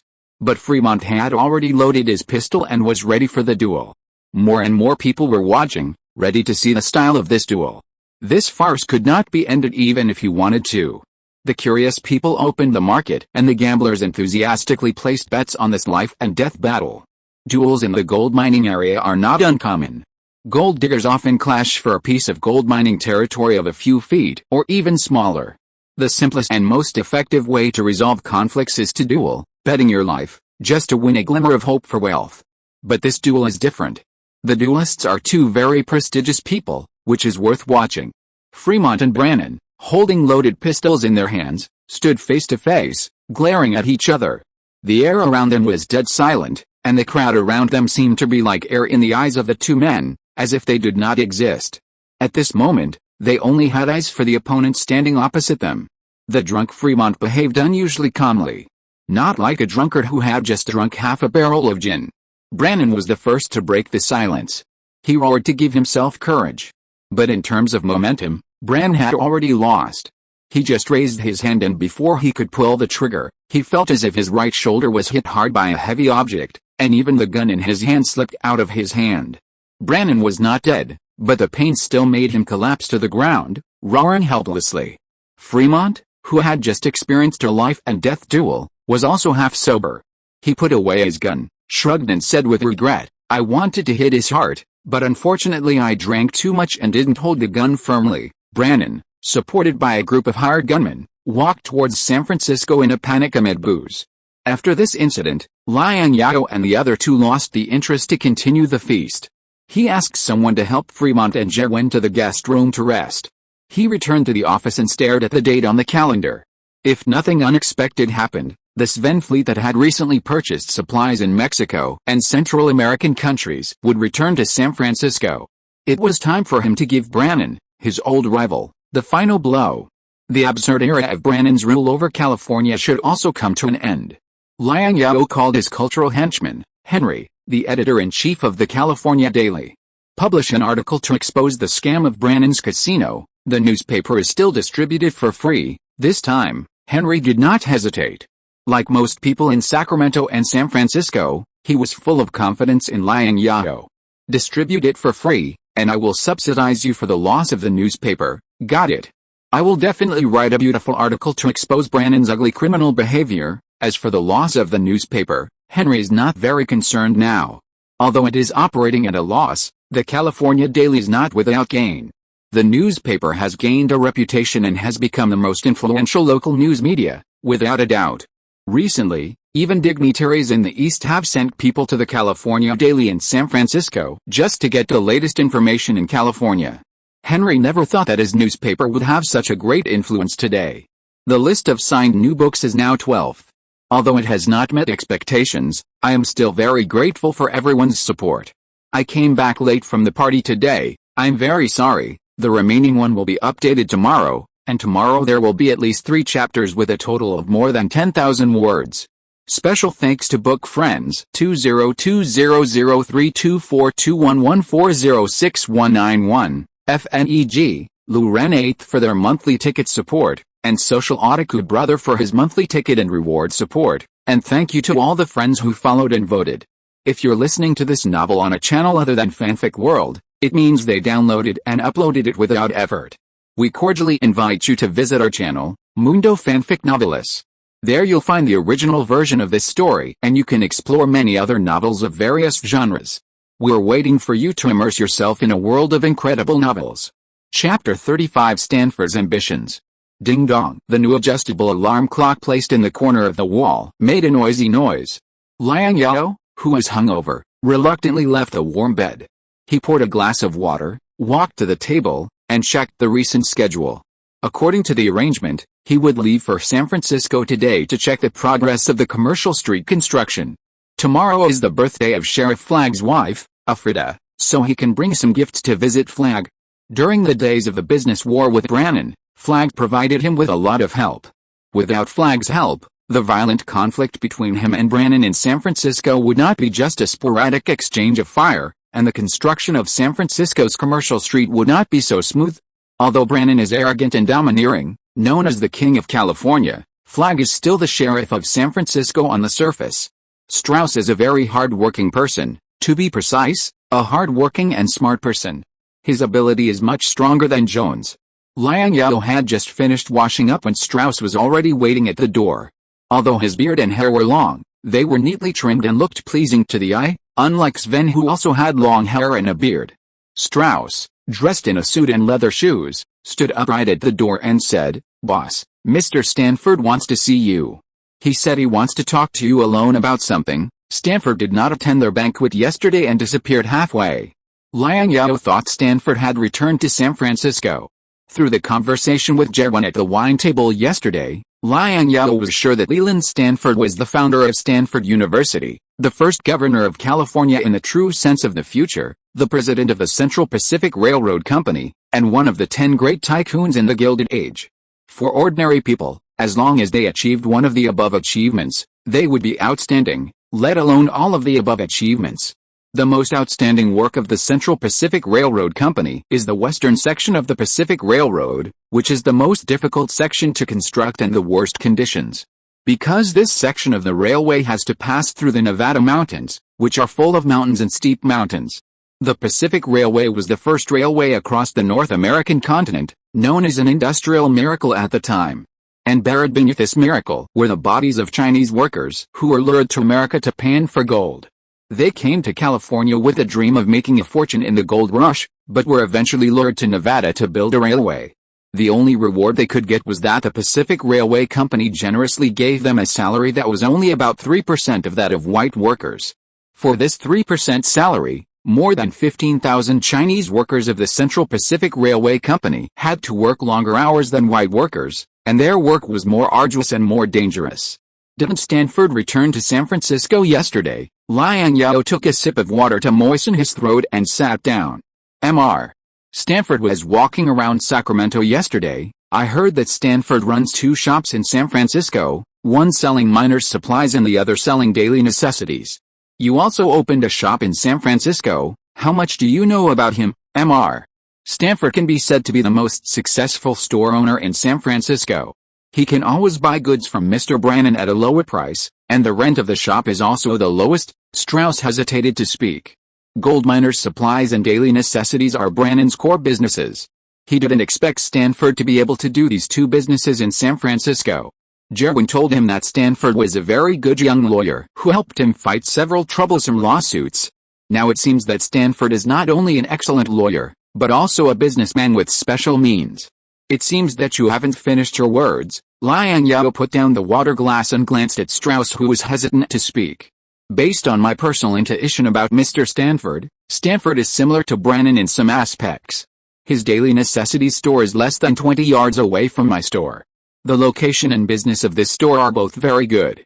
It was originally run by my fellow townsman, so, this Stanford is not a good person either. No matter how capable Brannon is, he is at best a nouveau riche, while Stanford is a professional lawyer who is good at exploiting legal loopholes. Such a person is much more difficult to deal with than Brannon. Strauss smiled bitterly. If Mr. Stanford could have arrived in California earlier, this king of California might not be Mr. Brannon. I see, let him in. Liang Zhao nodded, and he decided to meet Stanford. Under the guidance of Strauss, Stanford walked into Liang Zhao's office with a confident step. After Strauss poured Stanford a cup of tea, he stood behind Liang Zhao so that he could be on standby at any time. Sorry, Mr. Liang, I need to talk to you alone about this matter. Stanford looked at Strauss behind Liang Zhao and turned to Liang Zhao and said, Strauss, wait for me at the door. Yes, boss. Strauss nodded in agreement, then walked out of the office and gently closed the door. What can I do for you, Mr. Stanford? Liang Zhao stared at Stanford with interest. Thinking of what Stanford did later, it was difficult for him to have a good impression of Stanford. I know you want to bring down Brannon. I have a way to send him to prison without spending any money, even 1 cent. Go on, Mr. Stanford. Liang Zhao looked at Stanford with great interest. Mr. Liang, you don't know that in addition to running 2 small shops, I am also Brannon's legal advisor. You know, in California, a lawless place, there are not many people who are proficient in law. As he spoke, Stanford took out a thick stack of documents from his briefcase and continued. As we all know, Brannon's crimes in California are too numerous to list. These are enough to send him to the gallows. The territories follow the federal laws of the United States. We can use the law to bring Brannon to justice. According to federal law, Brannon's illegal gains will be turned over to the federal government, and his real estate will be auctioned directly on the spot. As you are the richest man in California, those prime shops in San Francisco will also belong to you. Liang Zhao was not interested in looking at the evidence in Stanford's hand. He just asked Stanford, Mr. Stanford, as far as I know, Brannon treats you well. Why do you do this? Brannon has committed many evil deeds. He should be brought to justice to serve as a warning to others. This is the responsibility of every conscious citizen. It seems that you are very conscious, of course. I lurked around Brannon to obtain these evidences. Liang Zhao certainly didn't believe these lies of Stanford. Stanford came to him just because he saw that the situation was not good and he was just changing his mind. Besides, he didn't have time to wait for the court to sentence Brannon. Mr. Stanford, what do you want from me? Evidence of my crime, Mr. Liang, you are joking. As far as I know, all of Mr. Liang's assets are legally acquired and protected by law. Stanford explained his purpose. I know that you now own a lot of land in San Francisco and Sacramento. I want to set up a railway company and build a railway from San Francisco to Sacramento. The railway needs to pass through your private territory and requires your permission. Of course, you can also invest in my railway company and become a major shareholder. Stanford's vision is quite sharp. Liang Zhao has already planned to lay railways in San Francisco and Sacramento. But before that, he must defeat Brannon and completely gain control of San Francisco. Once San Francisco and Sacramento are laid, they will connect the main gold-producing areas and commercial areas in California, and the profits will be beyond imagination. Not only laying railways, he also wants to lay telegraph lines in San Francisco and Sacramento to facilitate communication between the two places. The biggest obstacle to building basic transportation and communication facilities is land, and all of this land is now in his hands. He has an advantage that no one else can match. Liang Zhao wants to hold this area, which is related to the economic lifeline of California, tightly in his own hands, and naturally he cannot share a piece of the pie with Stanford, an unknown junior. Moreover, the conditions proposed by Stanford could not impress him. Stanford, your ambition is too big. Liang Zhao rejected Stanford's proposal. I am not interested in your proposal, and secondly, I also doubt whether you have enough financial resources to carry out this huge project. Stanford's face became very ugly, almost distorted, and his eyes looking at Liang Zhao also became a little more sinister. Mr. Liang, why don't you think about it again? I think Mr. Jerwin will also be very interested in this proposal. Mr. Jerwin has just invested in the United Mining Company. I think in the short term, Mr. Jerwin will not be interested in this kind of project that requires long-term huge investment to have a return. If you think Mr. Jerwin is interested, you can talk to Mr. Jerwin first, Liang Zhao said coldly. If Stanford thinks Jerwin can suppress him, then he is wrong. Jerwin was just a frustrated politician. He and Jerwin were in a cooperative relationship, each taking what they needed. Mr.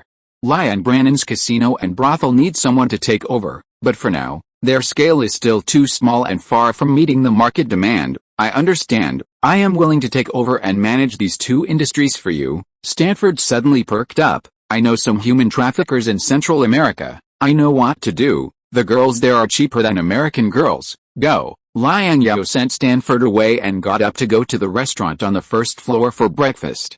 Chapter 36, Restless City. Brannon is losing his mind. Although there have been direct conflicts between the two sides before, the scale of the conflicts was relatively small, and the targets were all adult males with guns. Now Brannon's revenge targets are women and children, especially those with yellow skin. The number of vicious cases of revenge against Chinese women and children is increasing. For safety reasons, Liang Zhao has to move these women and children to Sacramento first. At the same time, Liang Zhao also has a premonition that a direct confrontation is inevitable and the storm is coming. These deliberate revenges against Chinese women and children are just the prelude to the storm.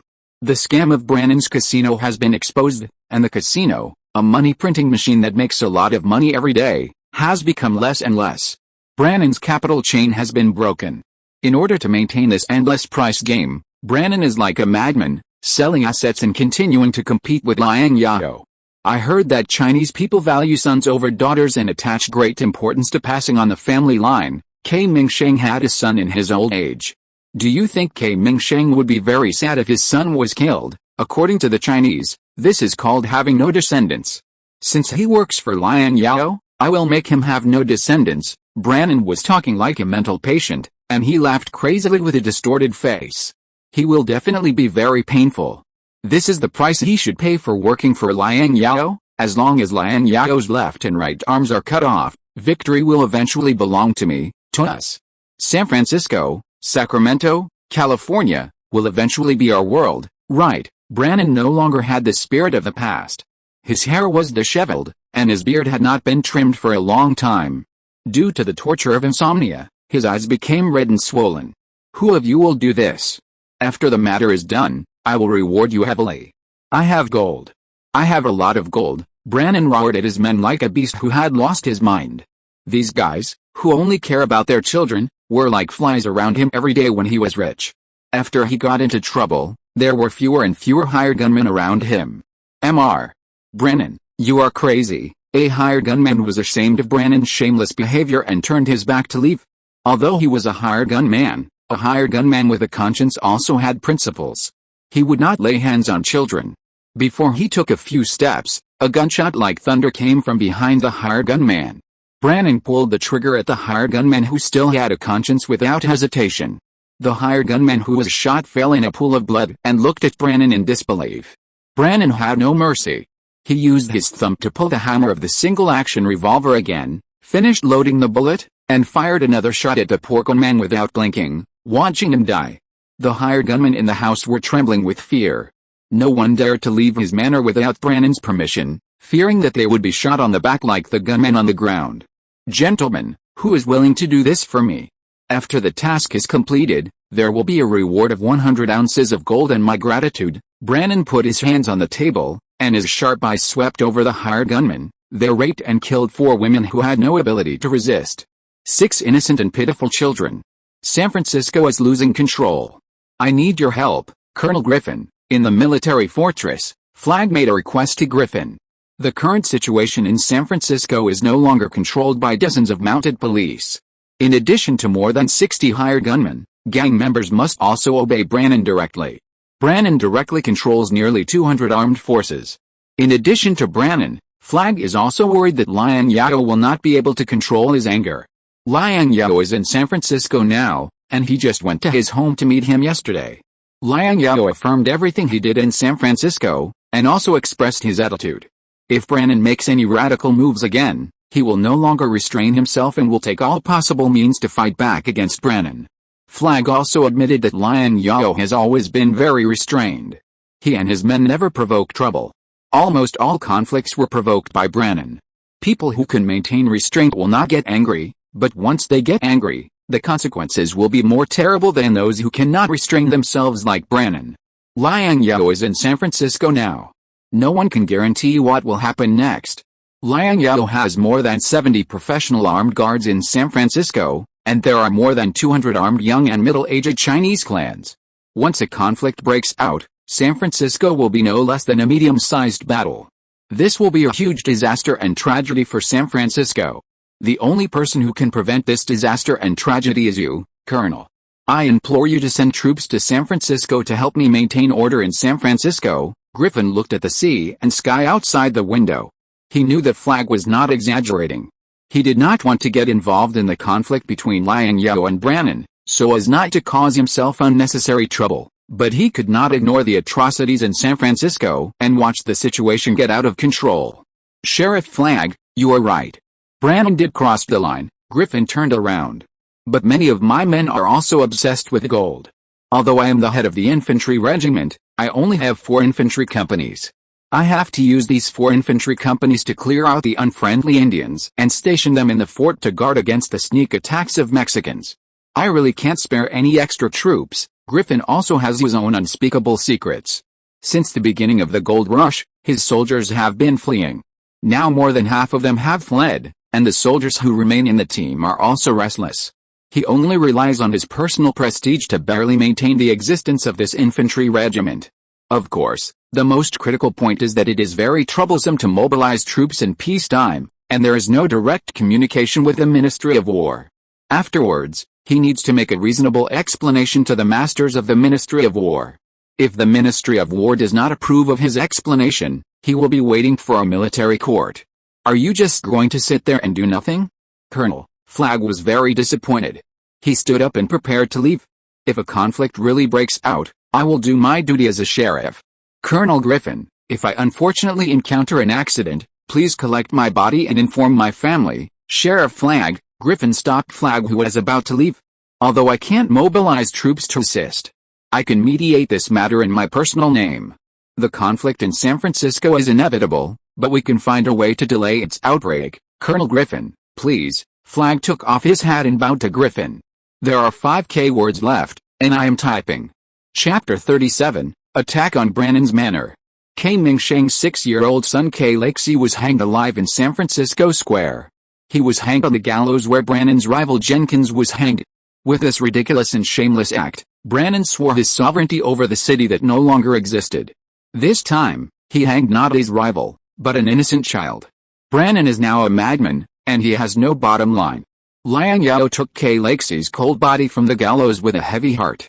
K. Ming-Sheng had been wandering for half his life, hanging alone overseas to survive, and having a son in his old age was his greatest comfort. K. Lakesy's death was undoubtedly a huge blow to K. Ming-Sheng, an honest and kind man. He usually doted on his son and was reluctant to beat and scold him when he made mistakes.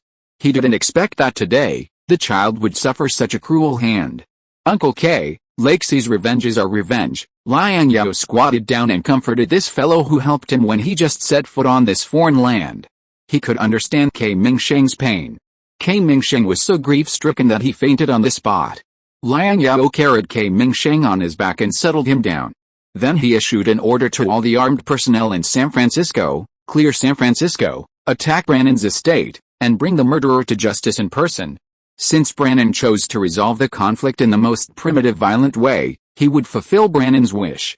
More than 150 armed personnel quickly assembled. This was a very large armed force in the American West during peacetime. Sven, who had just returned to the port, ignored the fatigue brought by the long voyage. When he heard that Brannan's estate was going to be attacked, he hurriedly sent people to dismantle 2 naval guns he had just purchased in Mexico from the ship, and took several boxes of ammunition to join the army attacking Brannan's seaside estate excitedly. For a time, gunshots rang out in the city of San Francisco. Liang Zhao rode his armed personnel to kill Brannan's hired gunmen and gang forces loyal to Brannan in the city. All commercial activities in this commercial city have stopped, and the citizens of San Francisco have skillfully fled the city to avoid unnecessary disasters. The San Francisco police have always been on Liang Zhao's side. They have no intention and ability to stop this conflict. In addition to sending someone to inform Flag, who is still in the military fortress, of this important news, there is no other action. As for the sheriff of San Francisco, it is now Colonel Griffin who is concurrently serving as the sheriff. Colonel Griffin has an army and can quell this conflict. All they can do now is to stay in the police station and not participate in this conflict, so as to avoid changing the nature of the conflict. We killed 13 people and captured 32 alive. How to deal with them? The scale of San Francisco is not large now, and the clearing operation of San Francisco City took less than 3 hours to end. Deng Yan asked Liang Zhao how to deal with these prisoners.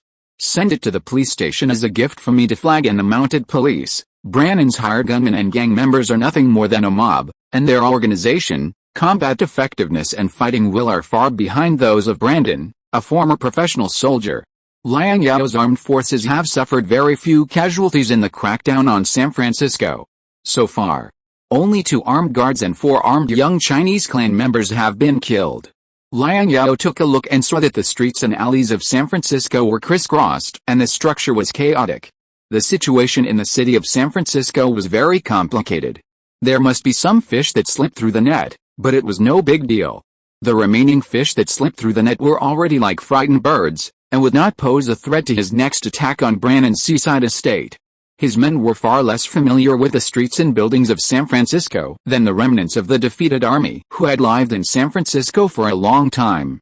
If they rashly went deep into the crackdown, it would cause greater casualties and the loss would outweigh the gain. Liang Zhao ordered the clans to regroup and follow him to Brannan's seaside estate. A team of more than 150 people marched to Brannan's luxurious estate, located in the seaside area. At this time, the estate had already become a mess. Brannan issued guns to everyone in the estate, whether it was the butler, the groom, the cook or even the maid, and ordered them to defend the estate to the death. Brannan did not expect Liang Zhao to react so violently. Brannan, who was already a little mentally ill, lost the ability to think calmly in the face of the sudden counterattack. Little Brannon, who could barely walk, was so angry that his wounds burst and his blood pressure soared after learning about Brannon's stupid behavior. He couldn't believe that his brother, who had always been smart, would do such a stupid and reckless thing. Playing dirty tricks on women and children would undoubtedly push them to the opposite side of all Californians, and the public opinion that was already inclined to Liang Zhao would completely stand on Liang Zhao's side. Liang Zhao could punish them from the moral high ground, and the public would be tolerant of Liang Zhao's behavior. And their Brannon family would get nothing. He didn't understand why his brother became so irrational, just to satisfy his competitive heart, to fight for the so-called illusory heir. We lost. Little Brannon was disheartened. No matter how the matter ended today, whether Liang Zhao could take down this manor that was as solid as a fortress, it had lost its meaning to them. Even if they could survive by chance, they would have no place to stand in San Francisco in the future. The moment Brannon ordered his black hands to reach out to Chinese women and children, and the moment Kay Lakesey was hanged on the gallows, the outcome of the war between them was already decided. Brannon successfully ignited the anger in the hearts of Liang Zhao, all the Chinese in California, and even the entire public. Brannon's emotions were vented, but he lost everything. Now they had no room to negotiate with Liang Zhao. Brannon built his private manor like a fortress, impregnable and daunting. Even if the same number of professional soldiers came to attack this manor, they would probably retreat. Even if it means losing my teeth, I will take this manor, Liang Zhao issued a death order. Now his subordinates were already very excited. Even without money to stimulate them, they could still maintain very high morale and fighting spirit. Especially those armed personnel of the Chinese clan, they had been holding back their anger towards Brannon for a long time, and they just had no place to vent. Sir, the cannons have been loaded. Should we fire? Sven looked like a very fanatical militant. He had already ordered the sailors to load the cannons and asked Liang Zhao whether to fire. Fire, yes, sir. After Sven calculated the distance, he adjusted the elevation of the cannons and conducted a test firing. These two old 9-pound naval guns were bought by him from a Mexican naval officer in Tijuana. They were second-hand goods sold to Mexico by the British during the war, and they were already third-hand goods in his hands. Sven didn't know much about the trajectory of these naval guns. After 3 rounds of calibration, he finally hit the manor wall 500 yards away, or 450 meters away. Brannon built the manor wall very solidly, or perhaps their artillery was not powerful enough. After the shells hit the wall, only a few pieces of rubble fell off. How guilty is Brannon that he built the wall so solidly? Sven couldn't help cursing. He underestimated the construction quality of Brannon's manor and regretted not dismantling a few more naval guns. Perhaps the effect of multiple guns firing at the same time would be better. Brannon, this brainless guy, has been causing me trouble. I wish I could twist his head off with my own hands, put it into the gun barrel and shoot his head into the sea. Griffin, who is late, appeared in San Francisco. He did not come alone, but brought 2 full infantry companies, which was all the military force he could mobilize. When Griffin learned the news, his first reaction was to suspect that he had heard it wrong. After repeated confirmation, Griffin had to accept this reality. He turned back to the military fortress halfway and quickly assembled 2 infantry companies to rush to San Francisco. Unexpectedly, there was no fire in San Francisco, which was the only good news among many unfortunate news. At least it showed that Liang Zhao was still sane. The rumbling sound of artillery from a distance reminded Griffin and his soldiers that this seemingly peaceful city was in the midst of a war. Although it was not a war between countries. Thank God, at least one of them has a brain that is not a paste. Griffin looked at the city of San Francisco not far away and accelerated his march to avoid a greater tragedy. Flagg was glad that he was in the military fortress when the conflict broke out, otherwise he might have been directly involved in the conflict. Hey, gentlemen, what are you doing? Griffin arrived at the outskirts of Brannon's seaside manor with his 2 infantry companies. The 2 naval guns commanded by Sven also became 8, and they were continuously bombarding Brannon's manor. Sven was no longer obsessed with bombarding the outer wall of the manor, but followed Liang Zhao's orders to bombard the buildings and soft targets in the manor to kill the guards in the manor and undermine their morale. I just took a look at the rankings, and it actually made it into the top 10 of the classified signed new book list. It happened to be the 10th. Thank you for the support of book friends. After this chapter is posted, I will write another chapter to thank everyone for their support. The first round of trial has failed, and the push has stopped. Next, I can only rely on your follow-up data and votes and the legendary idiot push. If everyone can help to continue the recommendation, I will add 5 more chapters. Chapter 38 Unequal Treaties. The arrival of the local garrison made Sven feel very discouraged. Sven kicked the burning cannons hard a few times, venting his negative emotions on the cannons. Damn British junks.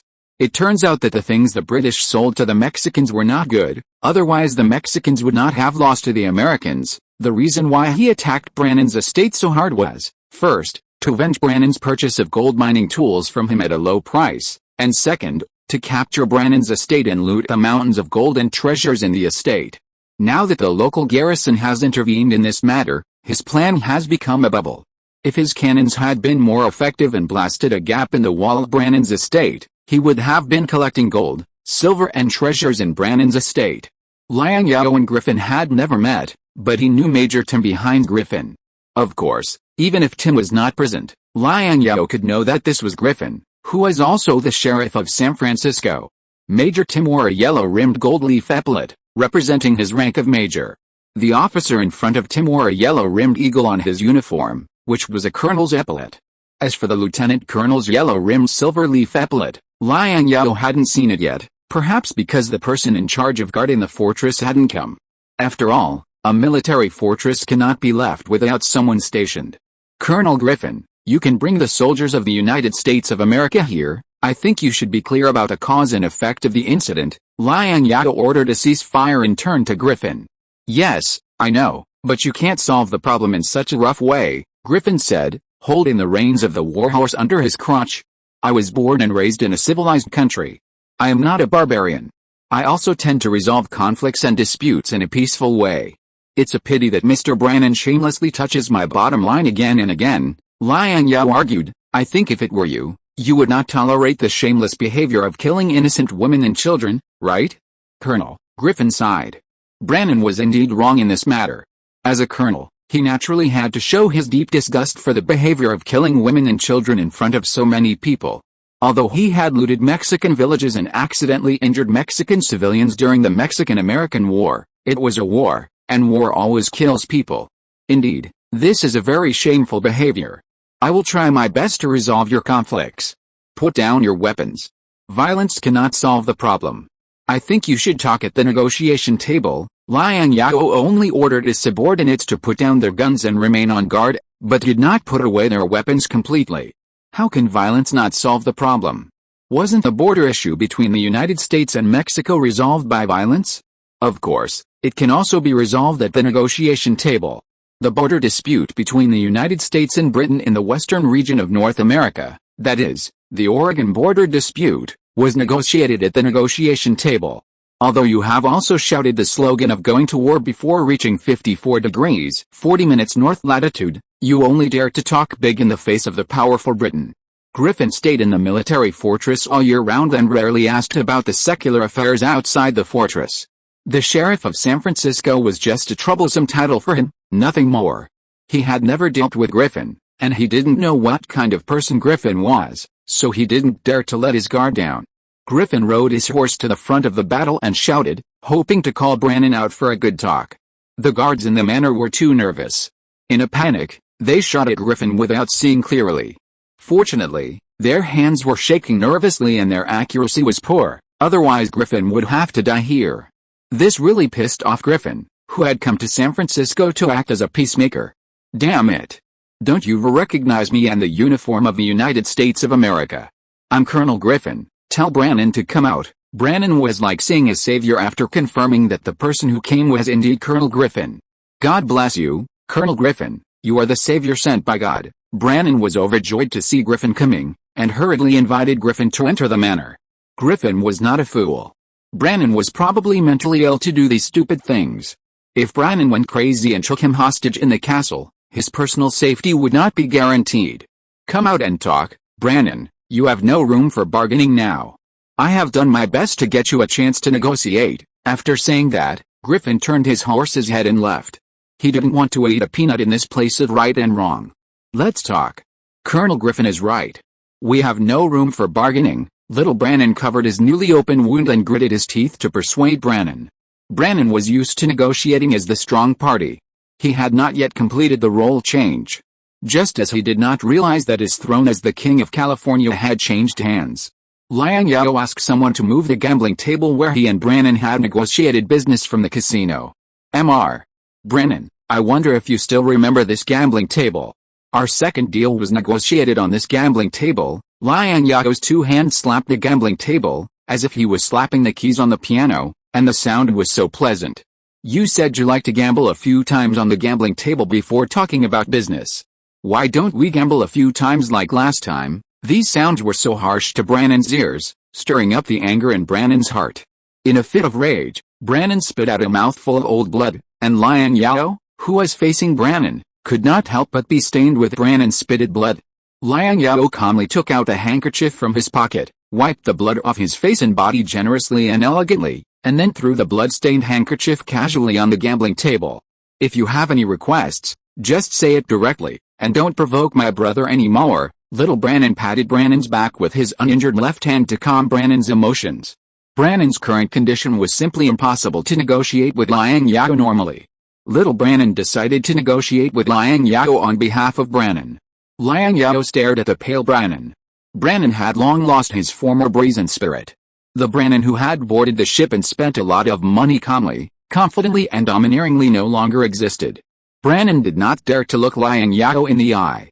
Like a timid child who had caused a big disaster, he trembled all over, lowered his head, and nervously tugged at his sleeves. First, hand over the murderer who killed Kay Lakesy and Nelson. I know that Nelson is the criminal who specifically planned and implemented the crime against women and children. He deserves the punishment he deserves. Second, pay $400,000 or 13,000 ounces of gold. One part will be used as compensation for the victims and my dead and wounded personnel, and the other part will be used as compensation for the citizens of San Francisco who were disturbed today. Third, transfer the ownership of the Port of San Francisco to me free of charge. Liang Zhao put forward his conditions. You are blackmailing. Little Brannon slammed the table regardless of the pain of his wounds. Among these three conditions, except for the first one that he could barely accept, the other two were very harsh. Little Brannon also knew Liang Zhao's intention. He specifically asked for their security team Captain Nelson, which was nothing more than to weaken or even disintegrate their armed forces. Nelson was one of the few capable people in their Brannon family. As for the $400,000, they had just sold some shops, real estate and jewelry some time ago, and they had gathered them to use as funds to continue the business war with Liang Zhao. It was also their entire working capital. The ownership of the Port of San Francisco is the lifeblood of their Brannon family. The Port of San Francisco is currently the only two external transportation channels for San Francisco and nearby areas. The other transportation channel leads to Independence City 1,200 miles away. This channel is also known as the Western Trail, which requires passing through the rugged and rolling Nevada mountains and Indian Territory. Except for the impoverished gold diggers in the east who go back to California to pan for gold through this channel, no one will choose to take this extremely inconvenient and dangerous road. The Port of San Francisco is very important. It can even be said that whoever gets the Port of San Francisco gets California and California's gold. This port was built on the original basis when they bought the coast at a high price and organized people. I don't deserve it. When it comes to extortion, your Brannon family is an expert in San Francisco and even the whole of California, Liang Zhao responded sharply. I can promise you the first point, but I think we need to make some changes to the second and third points. The compensation amount will be halved. As for the Port of San Francisco, we will transfer at most half of the ownership. This is our bottom line. Looking at Brannon, who is already somewhat confused, little Brannon was heartbroken and disappointed, and had to take the initiative to assume the responsibility for the Brannon family. He wanted to fight for the last chance of survival for the Brannon family.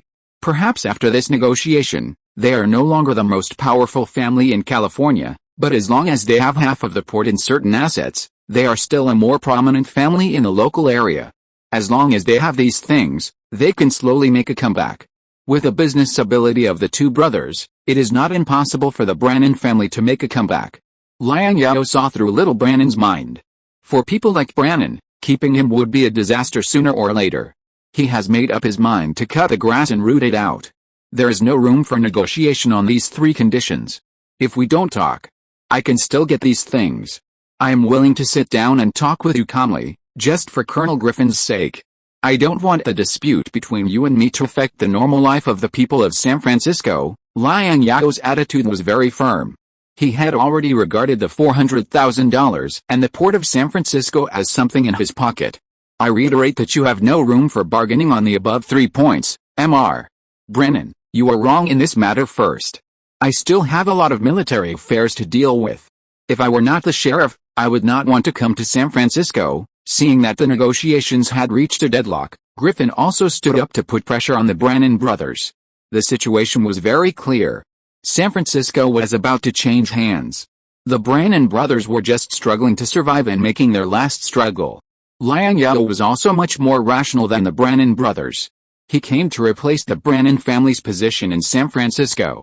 Perhaps he would not have as many troubles as Brennan and would not disturb San Francisco. Of course, even if Liang Zhao becomes the next Brennan, he doesn't care.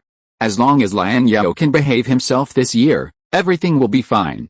Anyway, he will be transferred next year, and he won't have to worry about the troublesome things like deserters in the barracks every day. Whoever wants to clean up the mess in California can do it. He is still worried about how to explain to his fellow villagers where their children are going after he returns. These soldiers were brought from their hometown to California to participate in the war against Mexico. If you don't want to agree, no one will force you. After all, this is a negotiation. You have the right to choose to refuse or accept. Liang Zhao pressed on step by step, continuing to put pressure on the Brennan brothers.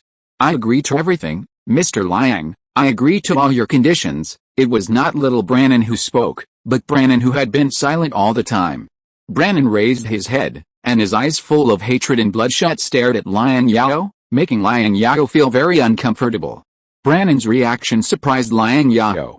He thought that the treaty would take several more rounds of wrangling before it could be concluded. He did not expect Brennan to agree so easily. Before Liang Zhao could react, Brennan laughed again. "Well, Mr. Liang, let's sign the contract. Sign this unprecedented unequal treaty in California's history, brother." Little Brennan on the side also looked at Brennan in disbelief. He could not believe his ears. He could not believe that Brennan would agree to these 3 harsh conditions so easily. These 3 treaties, but all of them hit the Brennan family's weak spot.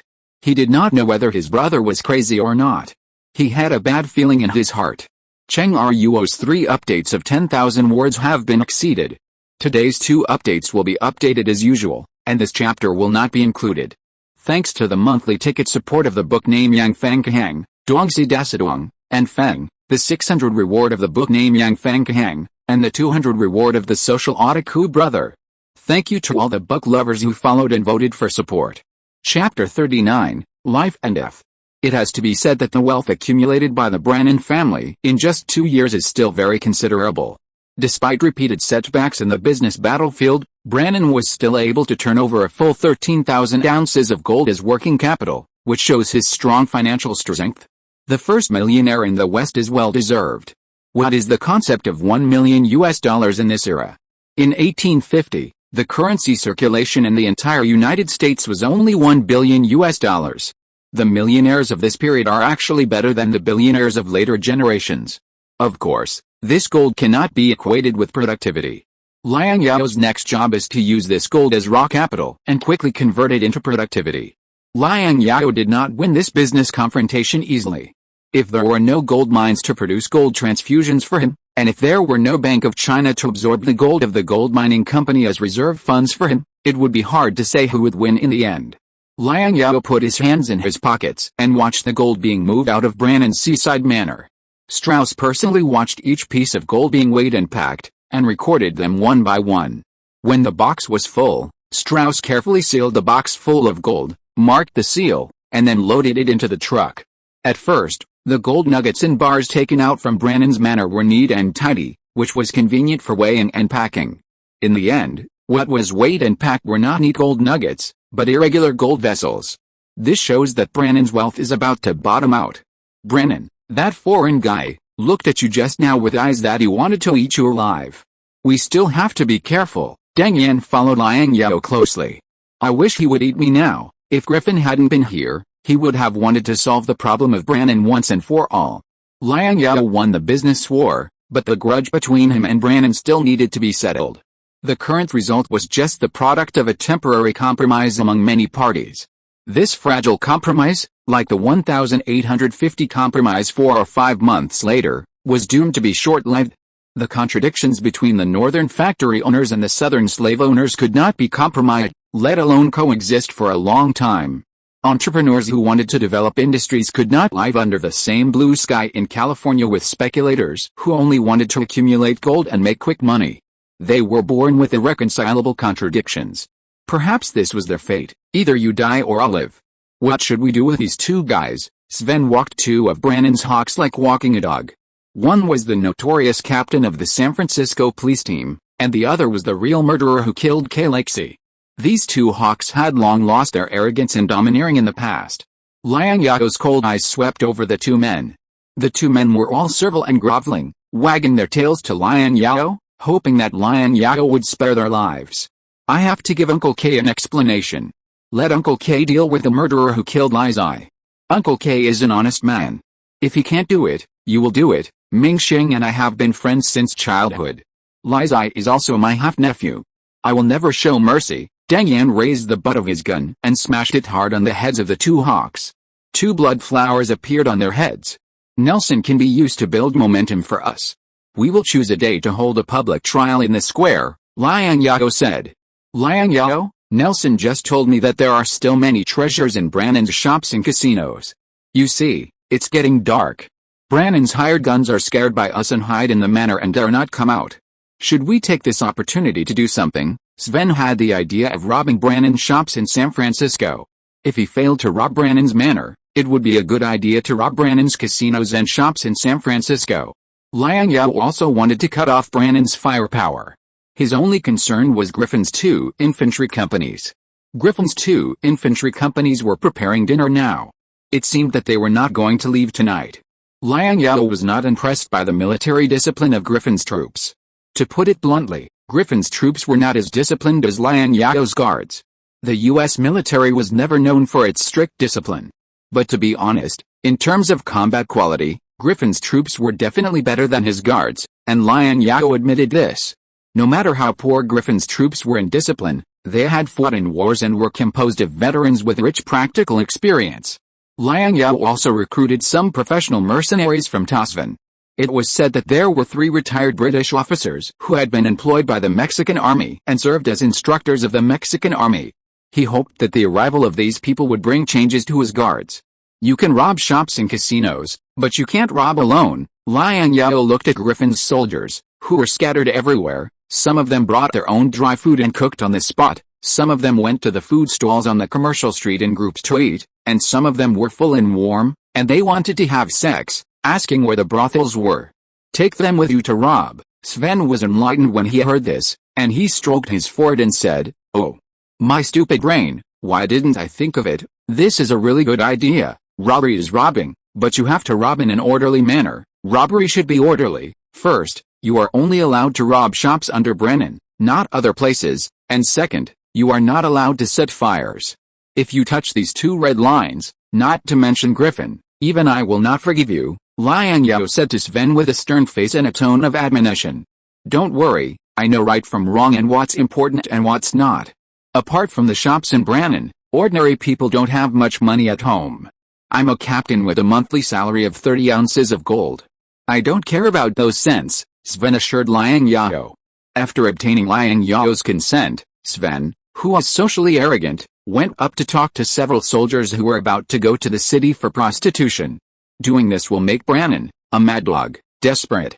I'm afraid that a dog will bite people when it's desperate, not to mention a mad dog. Although Deng Yan didn't speak English well, he could understand the conversation roughly. After all, he had lived here for nearly 4 months and had dealt with foreigners a lot. Since it is a mad dog, it will bite you even if you don't force it. Liang Zhao expressed his judgment. Griffin doesn't want to care about San Francisco's affairs. Griffin will leave after dawn tomorrow. Brannan, this mad dog, will bite us only within 2 or 3 days. Leave San Francisco's affairs to my second uncle. You go back to Saskatchewan first. You are our backbone. Any of us can make mistakes, but you can't make any mistakes. Deng Yan was a little worried about Liang Zhao's comfort. This mad dog has identified me. Who else can it bite if I'm not in San Francisco? Liang Zhao rejected Deng Yan's proposal. Brannon wants to take revenge on him the most now, and Brannon only has one chance to take action, so he won't act rashly. Only if he stays in San Francisco can he induce Brannon to take action. Once Brannon takes action, he can legitimately kill him. As long as Brannon leaves this world forever, the war between them will be truly over. His guards are not as good as the best, but they are more than enough than the worst. Moreover, Brannon's hired gunmen had suffered heavy casualties, and their morale was unstable, while his armed guards had suffered minimal casualties in this conflict. He had a great advantage over Brannon in terms of armed force. Moreover, San Francisco still had more than 50 mounted police officers under Sheriff Flagg, and he and these mounted police officers were in the same boat. Brannon's chances of turning the tables under such circumstances were slim. Chapter 40 My wife, my brother raises her. Brannon stood on the towering observation tower.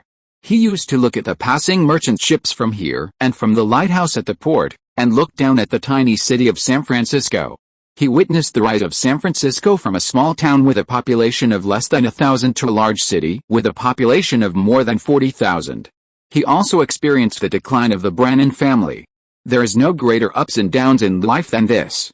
Brannon's face once again showed the confidence and calmness he had as the King of California. When he learned that Liang Zhao and Griffin's soldiers had looted his shops, casinos, and brothels in San Francisco, he just smiled faintly. It seemed that these huge properties were now worthless to him. Brannon returned to the house and opened his private treasury. Even his closest and most trusted family members did not know about this treasury. The treasury was neatly stored with US dollar bills and banknotes from Citibank, First United States Bank, and Kentucky Insurance Company. Below these dollar bills and banknotes, there is a locked wooden box about 1 foot long and wide and half a foot high. After opening the lock, a box full of gold coins and US dollar coins in the wooden box appeared in front of him. This is 230,000 US dollar bills and banknotes. This box is gold coins and US dollars. These are the life-saving money that my brother has slowly accumulated over the past 2 years. My brother has not told anyone. Brannon smiled bitterly. He prepared to use this money at the bottom of the box to deal with emergencies. He would never use this money unless it was absolutely necessary. If possible, he would never use this money, just let it lie here quietly until he died of old age and passed it on to his descendants. Although there is a lot of gold in California, there are not many US dollar bills and banknotes with high credibility. After all, there are no branches of those big banks and big companies here. The only institution related to banks is Liang Zhao's Bank of China. With this money, we can make a comeback. Little Brannon rubbed his hands excitedly, very excited. He didn't expect his brother to have a backup plan. You were right. Maybe if we had stopped while we were ahead, my brother might not be so miserable now. But if I could do it again, my brother would still choose to fight Liang Zhao to the end. You know, my brother has been competitive since he was a child and will never admit defeat. Brannon did not regret his original choice at all. Brannon put away the US dollar bills and stuffed them into a suitcase together with a box of gold coins and US dollars. Then he handed the heavy suitcase to his most trusted brother. The Brannon family should make a comeback, but not here. What do you mean? Brannon's cheering up rekindled little Brannon's fighting spirit and filled him with hope. His brother was the backbone of the family. As long as his brother did not fall, the Brannon family could stand up again. But Brannon's words were like pouring a basin of cold water on little Brannon, and his mood completely fell to the bottom. Little Brannon did not persuade him with bitter words. He knew Brannon's character. Once he made a decision, no one could make him change his mind. From now on, you should take the responsibility of the Brannon family. You are the head of this family. Brannon struck a match, lit his pipe, and took a deep puff of the cigarette. Take your sister-in-law and nephew to the east, which is the center of the United States. A merchant ship will arrive here in 2 days. The captain and I have a good relationship. You take my letter and they will send you safely to the east. New York, Philadelphia, Boston, Portland are all good places. You can settle down there and start a family as soon as possible. As he said, Brannon walked up to little Brannon, grabbed little Brannon's shoulders and continued. You can use part of this money to start a business or enjoy yourself, and the other part will be used for Oliver's education and to support my wife. When you get to the east, don't forget your brother's warning today. I suffered from my lack of education. You must send Oliver to the best school and receive the best education. If necessary, Find the best tutor for Oliver. Don't worry, brother, I will definitely take good care of my sister-in-law and Oliver. Little Brannon made a promise to Brannon in front of God. After explaining all this, Brannon felt relieved. He laughed, and laughed very easily. He hadn't laughed so happily for a long time. 2 days later, Brannon secretly sent his family away. Now he had no worries. Brannon returned to the manor and took out all the fine wines and delicacies in the cellar to reward his hired gunmen. Most of his hired gunmen ran away. The remaining gunmen either did many evil things and had nowhere to go, or were truly loyal to Brannon. Brannon treated these hired gunmen well. In this respect, he was like Liang Zhao and was willing to spend money. All the valuable gold and silver utensils in the manor and the paintings and books that he had painstakingly collected to show off his taste were collected by him and neatly placed in the hall. Even the gold lace on the wall and the deputy was chiseled off by him with a chisel. Today will be your last day of service to me. After this last tough battle tonight, all these will be yours. Liang Zhao took away everything that should have belonged to us, and he deserves to pay the price of his life for it. After brainwashing these more than 30 vicious criminals, Brannon took advantage of the night and quietly moved to Liang Zhao's residence. Liang Zhao was well prepared. He had already cast a net and was waiting for Brannon to take the bait. Griffin's troops had returned to the fortress, and now no one could stop him from destroying Brannon. Brannon is such a lunatic. Under the moonlight, Flag sighed softly and felt sorry for Brannon. But this lunatic made California. Liang Zhao pressed down the hammer of the revolver with his thumb. California should thank this lunatic. It was this lunatic who single-handedly ignited the gold rush in the United States and even the world. Without him, the gold rush in California might have come, but it would definitely be several years later. Brannon was not a mediocre person. His greatest tragedy was not meeting Liang Zhao, but his overexpanding ambition. Even without Liang Zhao, Brannon's final ending in history would not be much better. In order to obtain Brannon's land, those big consortiums from the east did not hesitate to collude with Congress, sent Brannon to prison in the name of law, and obtained a large piece of Brannon's land at a very low price. And just one day before going to prison, Brannon naively wanted to negotiate the price of the land with the representatives of these big consortiums. In the end, he waited for not the offer of the consortium representatives, but a pair of cold handcuffs and an arrest warrant. Those big consortiums that integrate politics and business are the real winners in the gold rush. The door of the yard was violently knocked open, and Brannon finally invaded Liang Zhao's private territory. The gunmen and mounted police who had been ambushed on the second floor and around did not hesitate to shoot at Brannon and his loyal hired gunmen. A bloody massacre took place in Liang Zhao's private residence in San Francisco. The moment he heard the gunshot, Brannon knew that he had been tricked. This opponent really did not disappoint him. Isn't it an honor to die under such an opponent? Brannon's thigh was unfortunately shot in the fierce battle.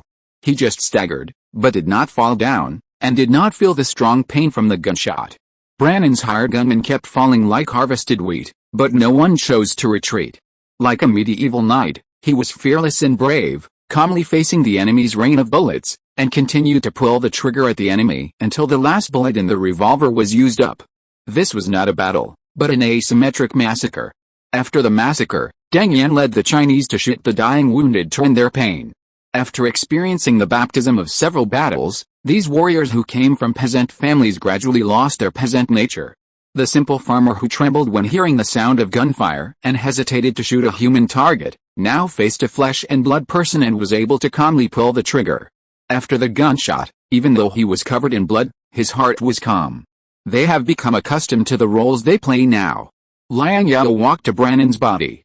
Brannon had been beaten into a sieve, his body was covered with blood and flesh, and there was almost no good meat.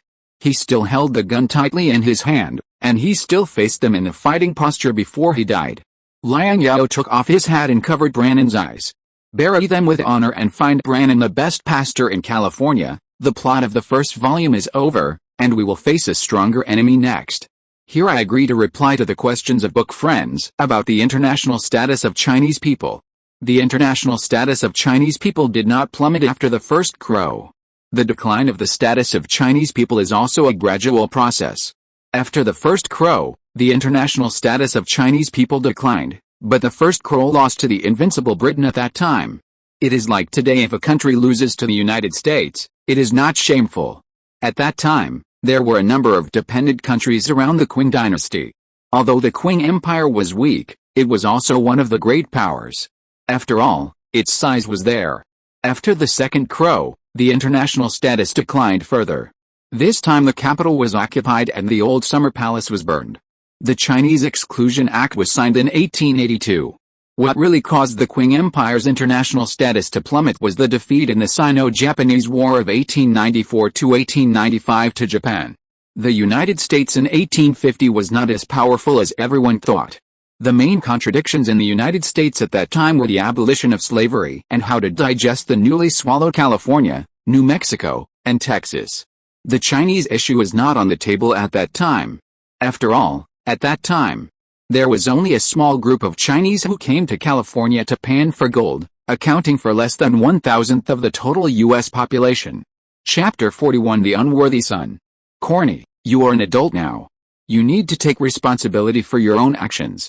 This is your last chance. On the James Day steamship, a tall and strong middle-aged man dressed in plain clothes was scolding his disappointing second son, Corny.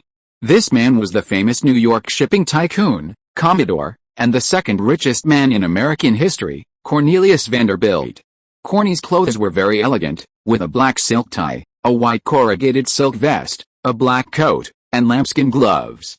It was in sharp contrast to his father, who was dressed simply and unkempt. The rebellious Corny listened to his father's scolding carelessly. This was just a common occurrence for him, and he had long been accustomed to it. From my elementary school to middle school, you, as my father, have never fulfilled the responsibilities that a father should fulfill. You are like a stranger who suddenly appeared in my life when I grew up. Vanderbilt has 3 sons. The second son, Cornelius Jeremiah Vanderbilt, is the most disappointing and worrying one. I should have thought that the port is a place where people fall. I shouldn't have sent you to San Francisco. Who would have thought that you would get addicted to gambling there? Get up from where you fell. I will give you one last chance now. You must earn enough $260,000 in San Francisco to repay your gambling debts in New York. I won't help you pay off the gambling debts you owe. A year ago, Vanderbilt gave this disappointing guy a ready-made small fleet and $50,000 in cash to let him go to San Francisco for training. I hope this idle boy can understand the principle of working harder and earning more, and being self-reliant, instead of just having everything handed to him at home. The result was the opposite of what he had hoped for. It turned out that Connie had no ability to make money, but he was good at spending money. In just 2 months, he squandered $50,000 in the casino, and sold a boat he brought with him at a low price. In the end, he returned to New York with nothing and continued to hang out in major casinos in New York. 18 years old should be a good start to life, but Connie chose to go down the path of depravity. You can stay in San Francisco to start a business, but you must meet one of my requirements. What requirement? In addition to the gambling debts in New York, I also owe $60,000 in gambling debts in San Francisco. The casino belongs to a guy named Brannon, who is extremely cruel. If you think of the father-son relationship, you can pay off this gambling debt for me. Otherwise, I will not survive more than 3 days in San Francisco. Brannon is dead. Now the casino in San Francisco belongs to a guy named Liang Zhao. He is the same age as you, and he is already a millionaire in California. A millionaire at the age of 19, Vanderbilt learned the news not long ago. When he was still in Nicaragua, he collected information about the second young millionaire in California. Unexpectedly, this young millionaire defeated Brannon before he arrived in California.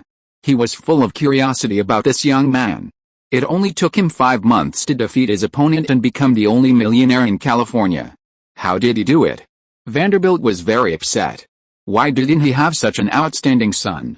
Perhaps he could only pin the future hopes of the Vanderbilt family on his youngest son, who was not yet an adult and was smart and clever. In his opinion, his eldest son, William Henry Vanderbilt, was mediocre and not suitable for running an industry. He was more suitable to spend the rest of his life guarding the farm. The only thing that comforted him was that his 2 sons-in-law were outstanding, but sons-in-law were only sons-in-law after all, not his own sons. Brannon is dead. Connie clapped his hands happily after learning that Brannon had died. Can you give me another $10,000? You have to tell me what you want to do with this $10,000 first. If Connie could use the $10,000 for the right purpose, he would be willing to give Connie another chance. Start a business. I lost $60,000 to Brannon not because I was not good at gambling, but because Brannon cheated. Whether it was Monty, Faro, or roulette, I never won. Connie's tone was very firm. Now that the casino has changed hands, I think the game will become fair.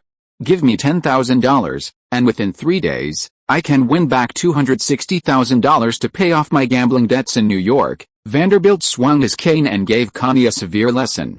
Connie ran into the cabin, seeking the protection of his sister Louise.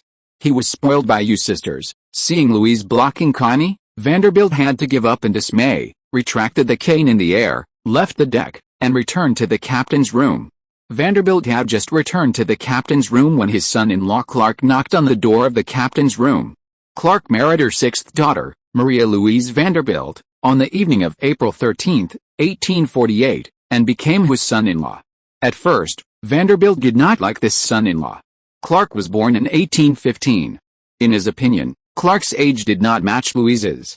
It was also widely rumored that this man was a snob among snobs, and he was a lawyer by profession, and that he pursued Louise because he coveted the wealth of the Vanderbilt family. But in the end, Vanderbilt still put aside these concerns and agreed to the marriage. Clark's persistence in Louise and his outstanding personal ability moved him. The Vanderbilt family really needed some capable people, not a good-for-nothing like his son. Father-in-law. This is all the information about Liang Zhao. Clark was extremely respectful to Vanderbilt, with a bit of fear in his respect. Gold, mining, banking, real estate, building materials, catering, and even shipping, the industries he is involved in are far wider than his rival Brannan. With so many industries supporting him, it's no wonder that he can defeat Brannan. After reading the materials Clark had sorted out, Vanderbilt rubbed his tired eyes. Father-in-law, do you really plan to let Connie set up a mining company in San Francisco? Even if I want to, Connie doesn't have the ability. Vanderbilt smiled bitterly. The matter of replacing the locomotives of the Stonington Railroad Company can be put on hold for now, but the air route from New York to San Francisco must be opened up as soon as possible. It is urgent. The territory of the United States has extended to the Pacific Ocean. Americans in the East need to go to California, and the gold in California also needs to be shipped out. California is the future of the United States and is full of business opportunities. Whoever can open up this route first will have the upper hand. Clark, do you still remember the two most profitable ways I told you about, monopoly and information gap? Facing the test from his father-in-law, Clark almost blurted out. Yes. Seizing the opportunity is a kind of information gap. I asked Connie to go to San Francisco because I hoped he could seize the opportunity and make money without doing anything. It's a pity that he is too disappointing. It really disgraces the style of our family. If you're listening to this novel on a channel other than Fanfic World, it means they downloaded and uploaded it without effort. We cordially invite you to visit our channel, Mundo Fanfic Novelis. There you'll find the original version of this story and you can explore many other novels of various genres. We're waiting for you to immerse yourself in a world of incredible novels. Chapter 42, The Loyalty Society and the Legion. It only takes 7 hours to reach San Francisco by going west along the American River from the Sacramento riverbank. But going upstream from San Francisco to Sacramento, even by steamboat, it takes 16 or 17 hours, or even longer. There are a constant stream of steamers and schooners on the American River. This inland river route connects the two most important cities in California, San Francisco and Sacramento, greatly improving the efficiency of personnel and material exchanges between the two places. The American River is 9 meters deep and is a navigable river. However, the river is not wide enough, with an average width of less than 20 meters, and the transportation capacity is limited. If you want to further improve transportation efficiency, you still need to build roads and railways, especially railways. You took away the two best steamships in my fleet. Now my fleet only has 5 small sailing ships of 300 to 400 tons and a small and broken paddle steamer. Where is the 1,000-ton steamship you promised me? The Sacramento arrived in San Francisco, and Liang Zhao disembarked at the Riverside Pier in San Francisco. Sven buzzed in Liang Zhao's ear like a fly. Captain Sven, Mr. Vanderbilt will arrive in San Francisco in 2 days, and there will be news about your big ship soon. Strauss sent the noisy Sven away for Liang Zhao. On the Riverside Pier, Deng Wenchen and more than 30 members of the Loyalty Society, wearing black Shongshan suits and California Black Bear badges on their left chests, were waiting on the riverbank. Behind them were more than a dozen new members who had just passed the review and were preparing to undergo the initiation ceremony. After eliminating the remnants of Brannan's forces, Liang Zhao carried out a large-scale expansion of the Loyalty Society in order to effectively control San Francisco. The initial members of the Loyalty Society were only Liang Zhao and his 5 cousins. Even if the witness Deng Yan was counted, there were only 7 people, and the hierarchy was not very strict. After a new round of expansion, the Loyalty Society has developed into a large organization with 680 members. The formal members of the organization wear black or gray Shongshan suits. If you want to further distinguish their status in the society, you can tell by the badge they wear on their left chest. Those wearing the copper black bear badge are trainees who have not yet officially joined the society. They have the lowest status in the society and the lowest salary, with a monthly salary of only 6 ounces of gold. Although the monthly salary of 6 ounces of gold looks a lot, this is in California, where prices are exorbitant. If you want to live a decent life in California, you need a job with a monthly salary of at least 20 ounces. Of course, considering that the Loyalty Society takes care of the food and accommodation of its members, you can have an income of 6 ounces of gold per month to cope with other trivial expenses, and you can live a life of food and clothing in California. The main reason is that they can see hope in the Loyalty Society.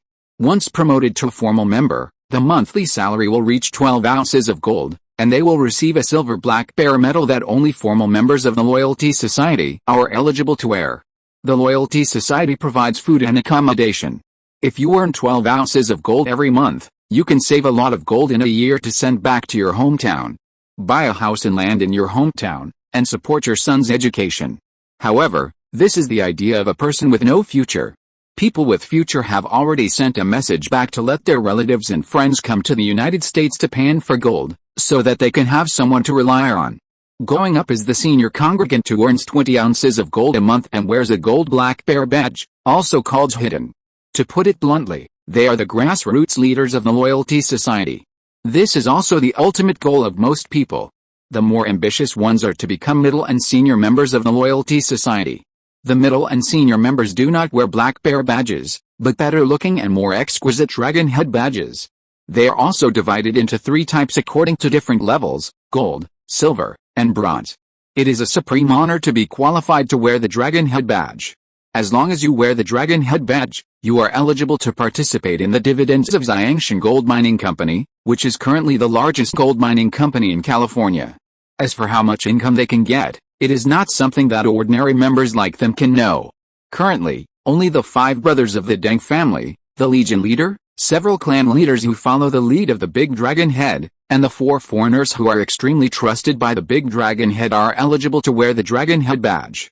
The Legion leader is the Big Dragon Head's second uncle Deng Yan, who manages a 150-man guard team for the Big Dragon Head, also called the Legion. Becoming a member of the Legion is another way to make a fortune, but the Legion members have extremely high requirements for physical fitness.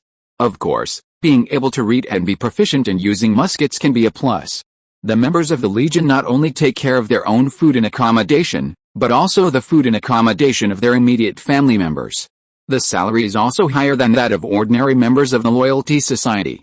The salary of ordinary Legion members is 18 ounces of gold per month, which is only slightly lower than that of senior members of the Loyalty Society.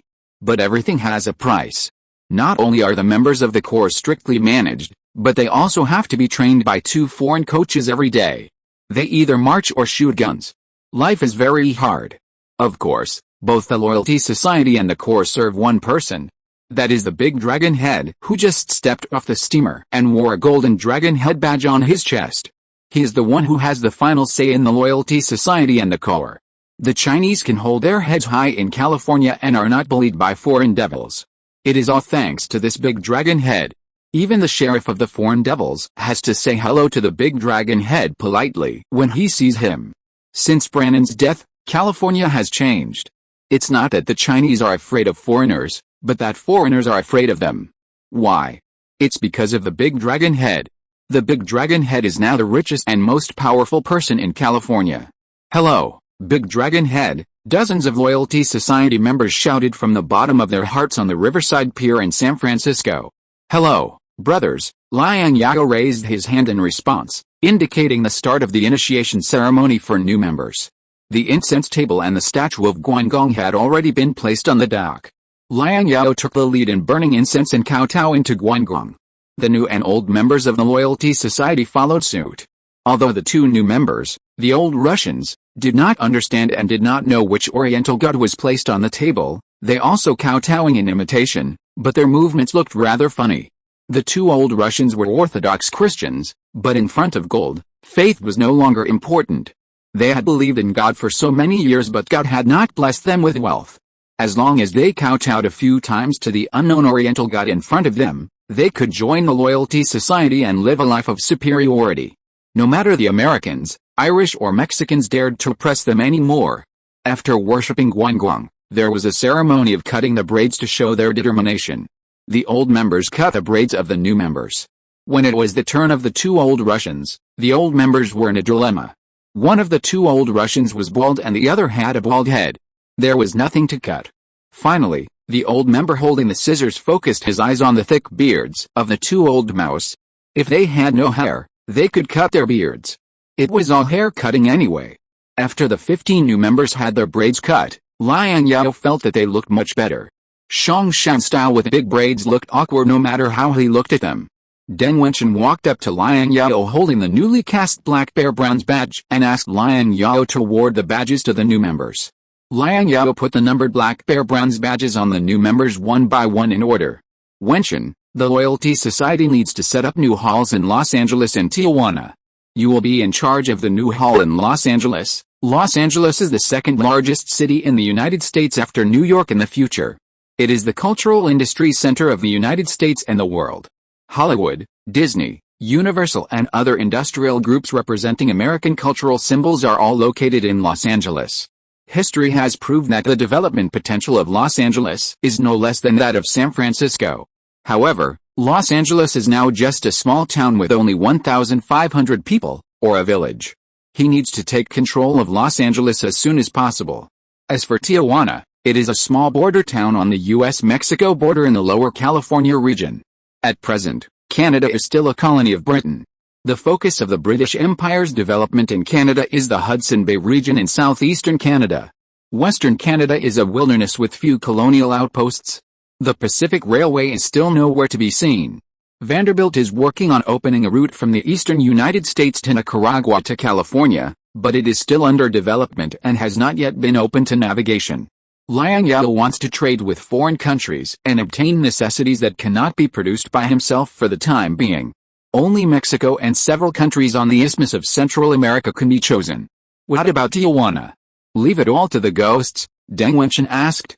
Wait until Wen Yao's contract with Sartre expires, and send Wen Yao to Tijuana for training. At the beginning, Deng Wen Yao was ill for more than half a month, and his employment contract with Sartre had not been terminated so early. Sartre was unwilling to let him go, so Liang Zhao could only wait until their employment contract expired before sending Deng Wen Yao to Tijuana. Liang Zhao was indeed not very reassured to leave Tijuana completely to a Mexican loyalist member. San Francisco is now a melting pot of races. Everyone comes here from all over the world for gold. In addition to Americans and Chinese, there are Russians, French, Australians, Peruvian Indians, Indian Brahmins, Japanese, Mexicans and Maori. The Loyalty Society has also absorbed many members of these ethnic groups.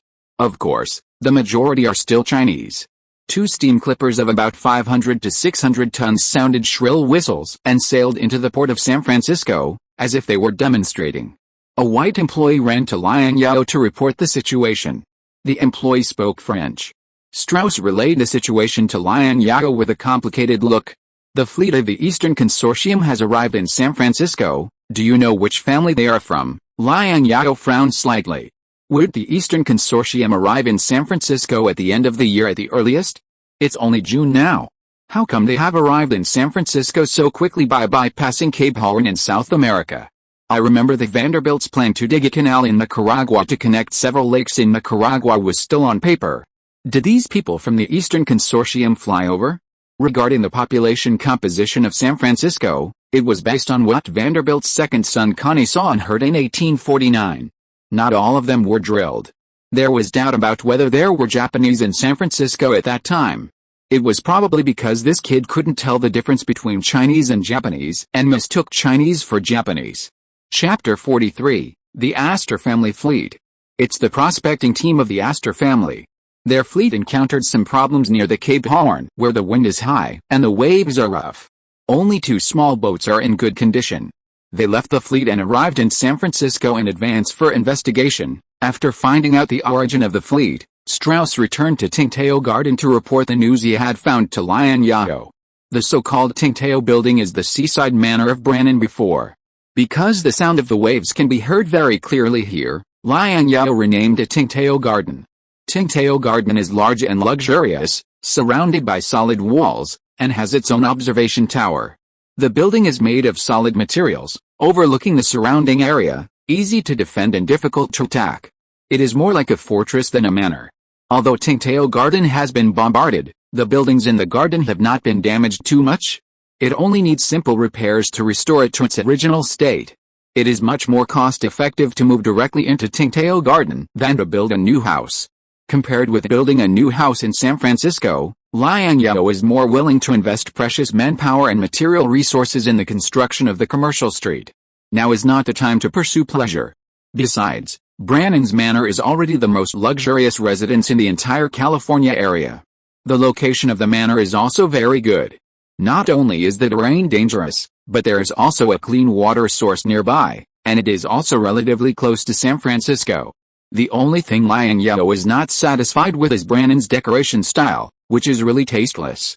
The Astor family's sense of smell is really sharper than that of a dog. Through the window, Liang Zhao can see the 2 steam clippers of the Astor family fleet anchored in the port. The Astor family is an old and wealthy family with a strong political color in the United States. The most successful marriage of the family is the marriage with the Roosevelt family, which later produced 2 U.S. presidents. The founder of the family, John Jacob Astor, immigrated to the United States from London in 1784, but he was not a Londoner, but a German. The Astor family started out in the fur business, and this family has a lot of roots in China. At the beginning of the independence of the United States, Britain suppressed the United States economically. In order to break the British economic blockade, President Washington turned his attention to the distant East and personally assigned the Empress of China to Guangzhou to trade with China in order to break the British trade blockade. Astor also arrived in Guangzhou, China for the first time on the ship and met the merchants and local officials of the 13 Hongs. He also established a deep friendship and long-term partnership with Wu Bingjian, a merchant of the 13 Hongs. The famous Jardine Mason was Wu Bingjian's industry at this time. There is no doubt that trade with China is undoubtedly a timely help for the United States at this time. Since then, more and more American businessmen have turned their attention to the Chinese market. In the 50 years from 1784 to 1833, American merchant ships visited China at least 1,352 times, and many early American businessmen made a lot of money in trade with China. Astor, who was devoted to the fur business, smelled a business opportunity and arrived in China for the first time in 1801, selling high-quality beaver skins to the 13 Hongs. He made a profit of $50,000 on his first voyage. You know, this was $50,000 in 1801. But soon, clever Astor discovered a more lucrative business opportunity: opium. He was no longer satisfied with exchanging beaver skins for Chinese silk, tea, and porcelain. Instead, he used opium to exchange for silk, tea, and porcelain in the hands of the Chinese, and monopolized the opium trade between the United States and China for 17 years. He bought opium from Turkey at a price of $2.50 per pound, and then sold it in Guangzhou for $10 or even higher. Astor bought a full 10 tons of opium in Turkey in his first opium business, which made his peers look at him sideways. In addition to Astor, Boston's Cabot family, Cushing family, Weld family, Delano family, and Forbes family all made their fortunes through the opium trade. The United States thus became the second largest importer of opium to China after Britain. Should we entertain them as a good host? Strauss asked Liang Zhao. He had heard of the Astor family's great name, and he was afraid of such a powerful family that was well connected in both politics and business and could influence the decisions of Congress. We are the host and they are the guests. According to etiquette, we should receive them. But it is too rude for the guests to come to the host's house without even saying hello. Since they are rude, we don't have to return the courtesy. By the way, have they paid the berthing fee? Liang Zhao acquired the ownership of the port of San Francisco from Brannan, and he was entitled to charge berthing fees for all ships coming and going. This fee was just enough to repair and expand the port and maintain its operation.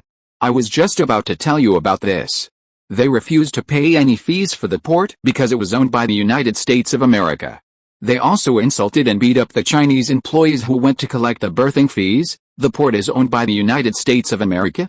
Did the United States pay a penny for the construction of the port?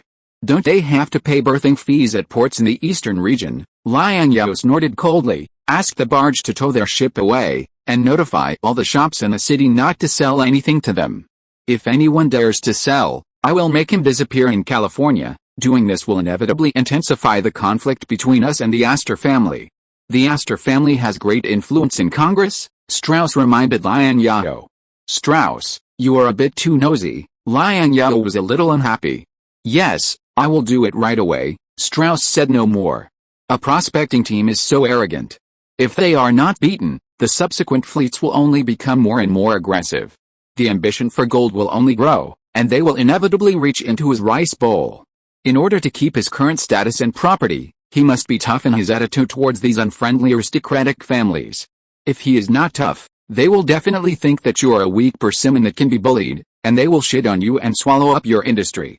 These old monopoly families are all masters who find it more uncomfortable to see others make money than to lose money themselves. Sacramento, the camp of the Boston Company.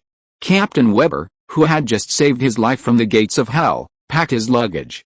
Under the careful care of Dr. Robinson, Captain Weber successfully defeated cholera. After recovering his health, Weber realized that he was no longer the leader of this organization. Although he was still the captain on the surface, everyone in the Boston Company respected and loved Dr. Robinson. He, the captain, was just a dispensable existence, and Dr. Robinson was the real leader of this team. It's time to leave. Thinking of his experience in Sacramento over the past few months and his wife and children in Boston, Weber smiled with relief. At least he survived in this place. I congratulate you all for successfully panning for gold. I wish you all can pan for more gold, become rich, and return home in glory as soon as possible. Captain Weber rode on his horse and prepared to go to San Francisco to find a ship to Boston. Captain Weber, please stay. Our team needs you. Robinson prepared some medicine for Weber. Robinson never thought that he would become a team leader one day. His retention was sincere and not hypocritical. No, they need you more, Dr. Robinson. You are a good doctor. Thank you for saving me. I believe you can also become an outstanding leader. Weber smiled and patted Robinson on the shoulder, and then said to the members of the Boston Company, I will wait for the news of your fortune in the East. You are all future tycoons. Goodbye guys, I will remember you forever. The new and old employees of the Boston Company said goodbye to the old captain. They set out from Boston with a common dream, overcame hardships and obstacles, and took 10 months to get here, but eventually parted ways. After watching Captain Weber leave, Robinson returned to his residence and was surrounded by people. His face was very solemn. More than 30 patients from nearby camps stood in his residence, their faces full of pain. Dr. Robinson, please, save us, Dr. Robinson, you must save us. 5 people died in our camp yesterday. Half of the people in the camp fell ill. This place must be cursed by the devil. Only you can help us defeat the devil. Thank you Yemen Wema for the 10,000 reward and our nation for the 1,500 reward. Congratulations to Yemen Wema for becoming the second helmsman of this book. I will add one more chapter for you after 200,000 words. Updating too fast during the new book period will reduce the exposure time of the new book list. Please understand. I am now in a naked state and need the pitiful exposure of the new book list. I only updated one chapter yesterday. Counting the additional update by the helmsman today, I owe a total of 2 chapters, which will be supplemented as free chapters before the release. I asked the editor today and he said that there is hope to continue pushing. Thank you for your support. I bow here to express my gratitude. Everyone, please vote and turn your hope into reality. Chapter 44 Cholera Attacks.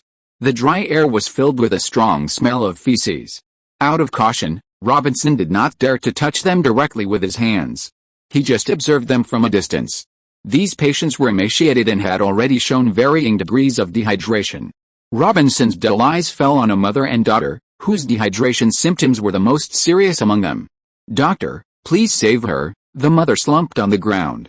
Dr. Robinson's medical prowess had long been known throughout the gold mining area of Sacramento. It was rumored that only 2 people in the whole of California could cure cholera. One was Liang Zhao, the new king of California, and the other was Dr. Robinson, whose medical skills were said to be miraculous. Liang Zhao was now in San Francisco, and in Sacramento, only Dr. Robinson could cure them. The mother and daughter ruthlessly pulled out the unbearable memory deep in Robinson's memory. He thought of his wife and daughter. In the 1840s, cholera swept across the eastern United States almost overnight, and countless people died from this terrible epidemic. Dr. Robinson had a happy family, but cholera destroyed everything for him. His wife and children died in the epidemic one after another, and as a doctor, he was helpless against cholera and could only watch his wife and daughter die in front of him. He came to California not for gold mining, but to escape cholera, and to escape the painful memory that he could not bear to look back on. He hoped that in this new place, he could say goodbye to his past self and start a new life. Unexpectedly, in less than 2 years, the disease also invaded California. Is this God's punishment for human greed? Just like the Black Death in the Middle Ages? Sorry, I need to calm down. Robinson turned and hid in his residence, letting countless people behind him call his name and regard him as a savior sent by God. The employees of the Boston company kept the patients out to prevent them from harassing Robinson. Robinson is not only their doctor now, but also the leader of their Boston company. Robinson hid in his bedroom and cried, venting his emotions to his heart's content. After calming down, Robinson began to open his medical diary. There had been cholera outbreaks in the Sacramento area and San Francisco before, but they were sporadic cases. He also cured several cases himself, including Captain Weber. The only concentrated outbreak of cholera in California was in San Francisco during Christmas, but it did not last long. This was thanks to Brannan. Although Brannan was a reckless man, he took the simplest and crudest way to end the cholera outbreak at Christmas in 1849. Compared with the eastern region, the cholera here seems to come without any regularity. The peak period of cholera in the eastern region is from June to September, while California had a large-scale cholera outbreak around Christmas. Only half a year later, cholera came back again.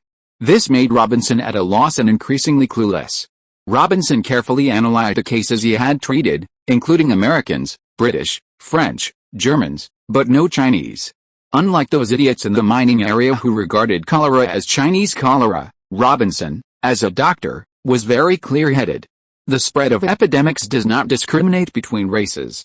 In order to save his wife, he had sought help from several British doctors. Cholera broke out in Britain earlier than in the United States, and Robinson believed that British doctors must have a way to cure the disease. However, British doctors were helpless, but Robinson learned from British doctors that cholera was the same for British, Americans, Africans, Indians and Chinese. Cases of cholera have occurred in these places. Almost all Chinese people live under the management of Liang Zhao, and perhaps Liang Zhao knows more about this infectious disease than he does. Otherwise, it is impossible to explain why all those who contracted cholera were white people, while there has not been a single case of cholera among the Chinese under Liang Zhao's management. Robinson hurried to the Riverside Pier in Sacramento and bought a boat ticket to San Francisco. Cholera not only broke out in the gold mining area of Sacramento, but also in the poor conditions of the old town of San Francisco. There were also constant rumors of unfavorable remarks about Chinese immigrants, claiming that the epidemic was deliberately brought to California by the Chinese to deliberately intensify the conflict between Chinese immigrants and immigrants from other regions. Obviously, these rumors were aimed at him, Liang Zhao. It might be a coincidence that such conspiracy rumors appeared in only one place, but such rumors appeared in the gold mining area of Sacramento and San Francisco at the same time. I think someone must be behind it. Liang Zhao checked the intelligence collected by the spies of the Loyalty Society from Sacramento and San Francisco. The 4 words Chinese cholera seemed so glaring to him. Investigate. You must investigate thoroughly, especially those dishonest gold mining companies in Sacramento. Keep a close eye on them. Whether it is the Loyalty Society or the Legion, once you find someone using this as an excuse to start a rebellion, you don't have to be soft-hearted or ask for instructions, you can just shoot and kill them. Several high-level Loyalty Society members and the captain of the Legion took the order and left. When Brannan was still there, Liang Zhao and these white gold mining companies could still work together to resist Brannan's tyrannical rule in California. Now that the common enemy is gone, it is expected that a small number of white people will have a rift in their relationship with him. After all, in essence, He and these gold mining companies are also in a competitive relationship. In the face of these provocations, he had to fight back strongly. All the land in the Sacramento area belonged to him. Those gold mining companies had signed land lease contracts with him. According to the provisions of the contract, he had the right to take back the land at any time. This was his trump card. When necessary, he didn't mind killing those gold mining companies that opposed him. Even if he didn't take back the land, he could strangle them in terms of food supplies and gold mining supplies. Liang Zhao and Brannon were not fundamentally different. If there was any difference, it was that his control over California was far deeper than Brannon's, penetrating into every aspect of Californians' lives. He renovated the roads, opened up the routes, provided the clothes and food, and even built the public toilets for shitting. Brannon wanted to make money in California, while Liang Zhao not only wanted to make money in California for a long time, but he wanted more than Brannon. It can be said that California has now reached a point where Californians cannot live normally without Liang Zhao. The Astor family's prospecting team, the disobedient white gold mining company, cholera, the troubles are one after another. Liang Zhao, I need your help. You can keep the Chinese away from cholera. You must know a lot about this epidemic. Robinson, who always pays attention to his image, has messy hair and his clothes are covered with dust and mud. He stands in front of Liang Zhao, hoping that Liang Zhao can help. I'm a Californian. We are all Californians. Liang Zhao stood up and said to Robinson, Dr. Robinson, you haven't had dinner yet. Wash your hands and have dinner with me. I recalled my experience fighting cholera in Boston in my early years. The peak period of cholera is from June to September, and in California, the outbreak of cholera is irregular. Do you know why? After washing his hands and sitting down in the restaurant, Robinson cut a piece of meat with a silver knife and stuffed it into his mouth. He had not eaten from noon to night, and he was indeed hungry. The meat smelled bloody. It was not domesticated livestock, but fresh moose meat. Liang Zhao could always get what the Indians could not get from the white people. It's the climate. The eastern United States is hot and humid from June to September, which is more conducive to the spread of cholera. The climate in California is closer to that in southern France and Italy. Although the summer is hot, it is dry, and the winter temperature is low, but it is rainy and humid. That's why cholera is irregular in California. If you want to cure cholera in California, you can't start from this aspect. I don't have the ability. Robinson shook his head. The person who can cure cholera in the entire California region is not me, but you. Although you said you are not a doctor and have never studied medicine, you are the person who knows cholera best that I have ever seen. There has also been an outbreak of cholera in your hometown, and have you defeated cholera? Robinson had to admit that Liang Zhao's understanding of cholera was even deeper than that of his peers. Of course, don't you call cholera Chinese cholera?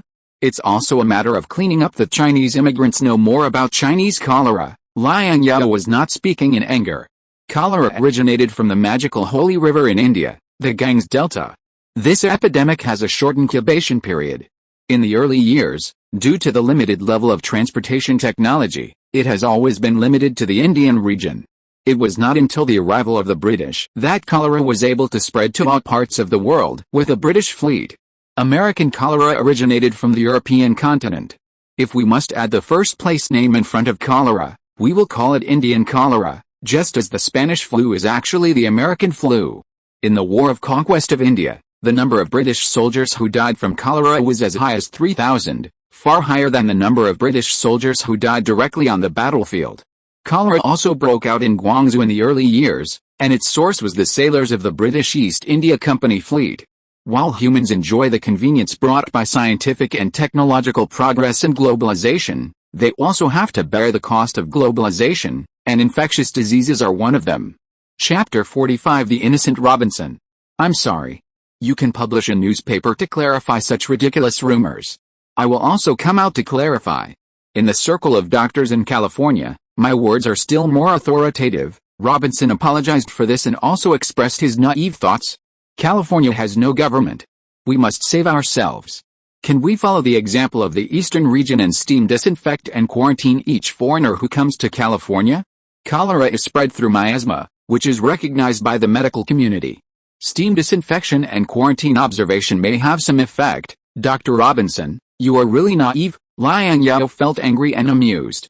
California can't even build a steam engine now, So what can it use for steam disinfection? As far as I know, New York, Boston and even the United Kingdom have taken such measures, but what are the results? Moreover, many people in San Francisco and Sacramento are now infected with cholera.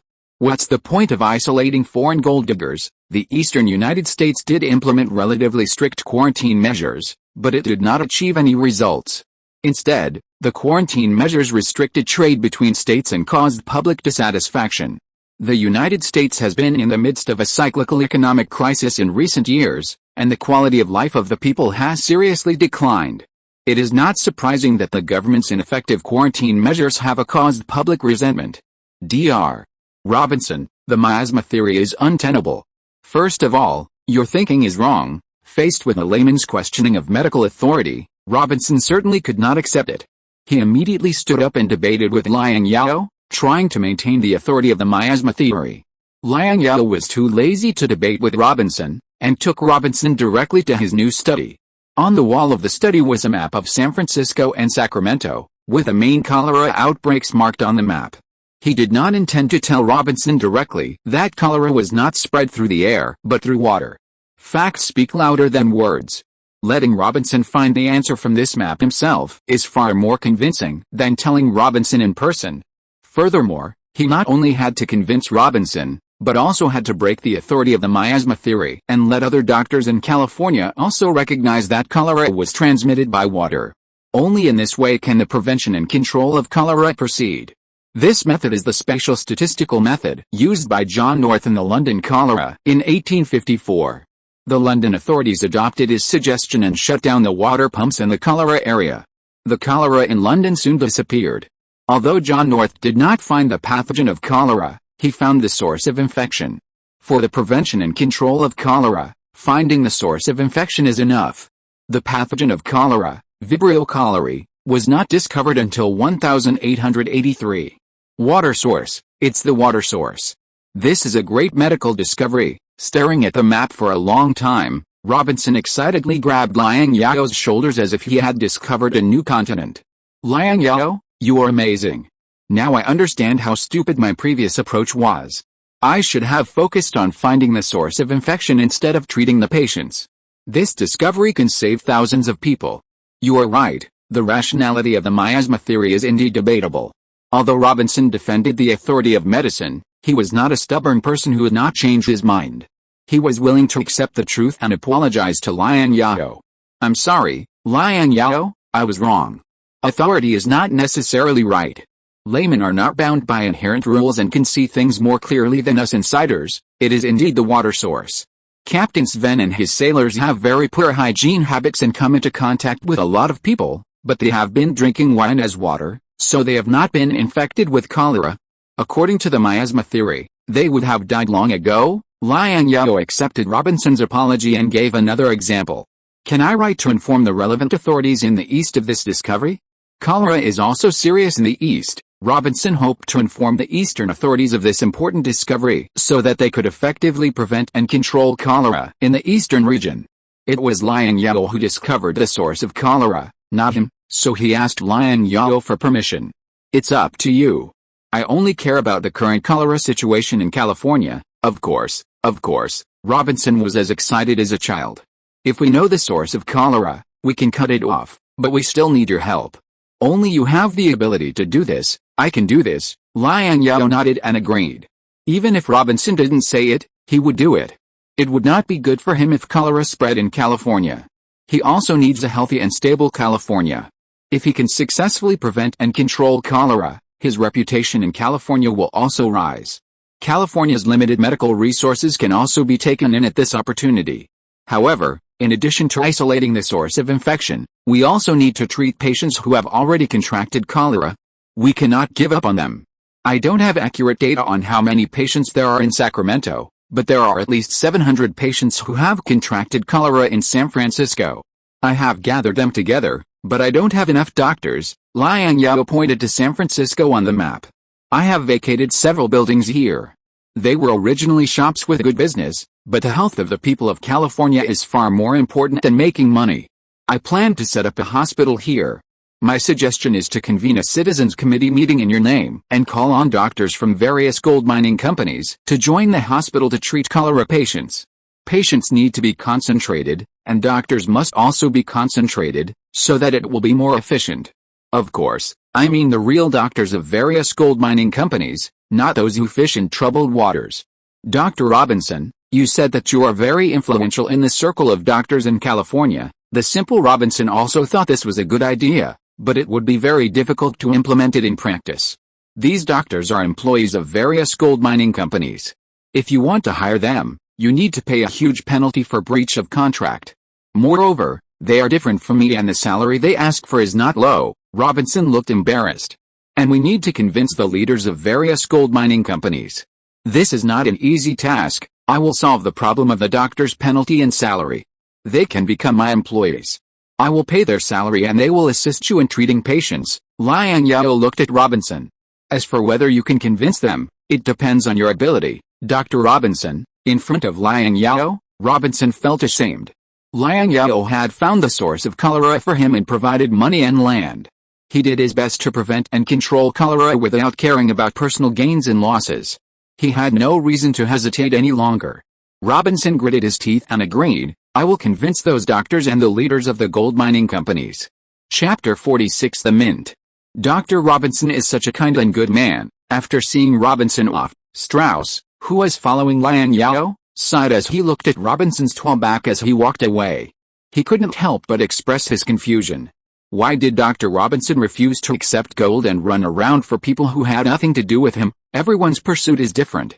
You and I pursue profit, but Dr. Robinson has his own pursuit in life. Liang Zhao recalled the time when Robinson ignored Captain Weber's opposition and tried his best to treat Nguyen. It's not uncommon for brothers in California to turn against each other and friends to become enemies because of gold. And Robinson is still the same Robinson, and has never changed. Liang Zhao was about to turn around and go back home when Jones came to see Liang Zhao. Boss, this is a sample coin minted by the mint.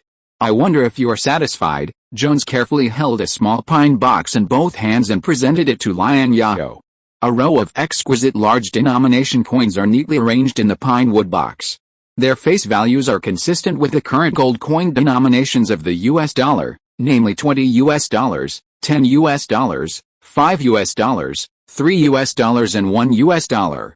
Of course, Liang Zhao also has his own little ideas. In addition to the necessary minting year and the words United States of America on the coin, there is also a line of Chinese and English words Bank of China at the bottom of the back of the coin. He is paving the way for his bank in advance and for the economic development of California. Before the independence of the United States, the British colonial authorities prohibited the North American colonies from minting coins, resulting in a shortage of North American coins and the legacy to this day. At the beginning of independence, the most circulated metal currency in the U.S. market was not even the U.S. dollar, but the Spanish silver dollar. Even in 1850, there were still many Spanish silver dollars circulating in the U.S. market. To what extent were early American coins scarce? Until the period of President Jackson, 1829 to 1837, the United States and the Qing dynasty had to print precious metals into currency in advance before trading. However, these metal currencies used for foreign trade have the best quality among all American metal currencies. California is rich in precious metals, but few people would consider casting gold into currency. More people would directly use gold for transactions, and its value was agreed upon by both parties based on the fineness and weight of the gold. This made Liang Zhao feel like he was dreaming of the Qing dynasty. This way of trading is inconvenient and inefficient, and it is undoubtedly an obstacle to the development of California. Liang Zhao came to the mint, and the words United States Mint on the gate caught his eye. Due to being abandoned for too long, the surrounding shrubs and weeds grew as high as Liang Zhao's waist. In order to ensure the safety of the mint, Liang Zhao specially allocated 3 teams, 30 people, from his court to take turns to guard around this small factory. This U.S. mint does not belong to the U.S. federal government, but was built 2 or 3 years ago when the United States and Mexico were still at war. Colonel Mason, the then commander of California, and some early American immigrants in the area, and Sutter also participated in it. However, the mint was later passed on to Brannan after several twists and turns. Brannan also minted some gold coins in the mint, but these gold coins did not flow into the market. Liang Zhao had found some scattered gold coins in Tingtao Garden. They were very new and almost unused. They must have been minted here. The mint was very simple, with only a few old stamping machines and rolling machines. The original workers of the mint had long since run away. The dozen or so workers in the factory were recruited by him with gold. Jones called the director of the mint, and his face was full of joy and excitement. He knew very well what it meant for a bank to be able to mint coins. He admired the young boss more and more. Don't look at the simple mint now, with few workers.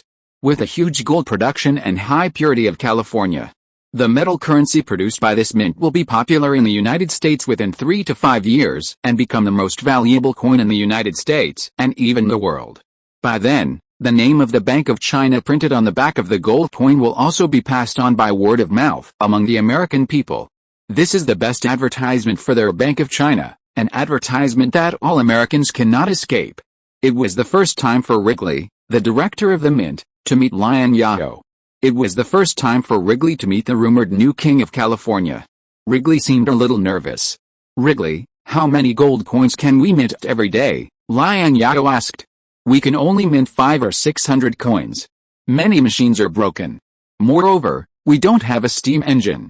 The efficiency of manual coin minting is very low." Wrigley told Liang Zhao the truth. Minting 500 or 600 coins a day could not meet Liang Zhao's needs at all.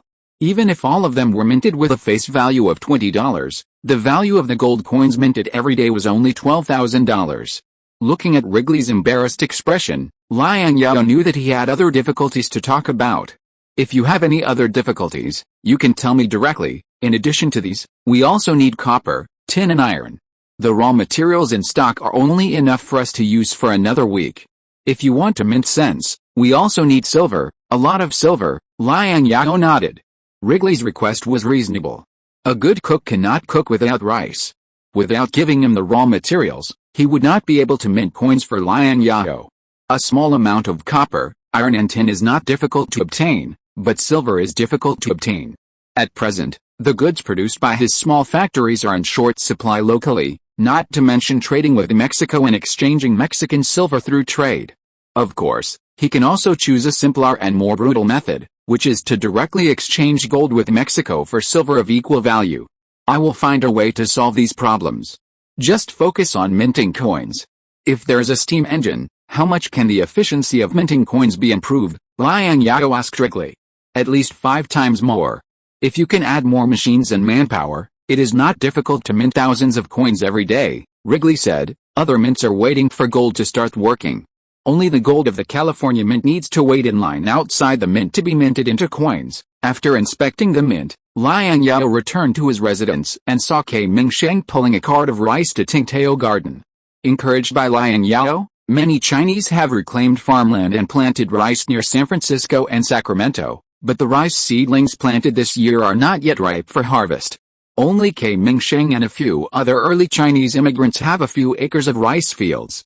If you want to change your taste and eat fresh rice, you can only buy it from them. K. Laxey's death was a great blow to K. Mingsheng, and his temperament changed greatly. K. Mingsheng has now resigned from his job at the guest house to Liang Zhao and became the deputy sheriff of San Francisco. In the western United States, the appointment and dismissal of deputy sheriffs is very casual. All you need is the nod of the sheriff, and at most you have to go through the procedures of the sheriff. It is not difficult to get through to Flag and Griffin. It is nothing more than giving them more gold. The relationship between the sheriff and the deputy sheriff is essentially the same as the relationship between the colonel and those lieutenant colonels and majors. In the final analysis, they are the assistants of the sheriff. Not to mention now, even at the end of the 19th century, the appointment and dismissal of deputy sheriffs in the western United States was quite arbitrary. It was not uncommon for a wanted gangster to run from a wanted state to another state and become a deputy sheriff in a local town. Thanks to Duan Mulin, Shuiao 20204090302065889, Binge 1009, and Luxurious Gentlemen for their monthly ticket support. Chapter 47 Chinese Deputy Sheriff. What are you going to do with those remnants of Brannan? When mentioning those remnants of Brannan, K. Mingsheng's eyes showed some murderous intent. Hasn't the murderer who killed Li Zai been killed by you personally? Liang Zhao was quite surprised to see K. Mingsheng, who was still full of hatred. Killing one is not enough. Those remnants of Brannon deserve to die. On the day they are executed, I want to be the executioner. K. Mingsheng used to be the kind of person who would hide far away when he saw his wife killing chickens, but now he actually took the initiative to ask to be the executioner. They do deserve to die, but there are too many people to be killed, a total of 36 people. Killing so many people is not a trivial matter. After deliberation, the Citizens Committee decided to wait until California becomes a state to make the final judgment on them. California will become a state by the end of this year at the latest. Liang Zhao didn't want to leave a handle for anyone because of this incident. Historically, the charge for Brannon's arrest was the deliberate murder of Jenkins in defiance of federal law, not the casualties caused by the gunfight with a gold mining company. He didn't want to follow in Brannon's footsteps.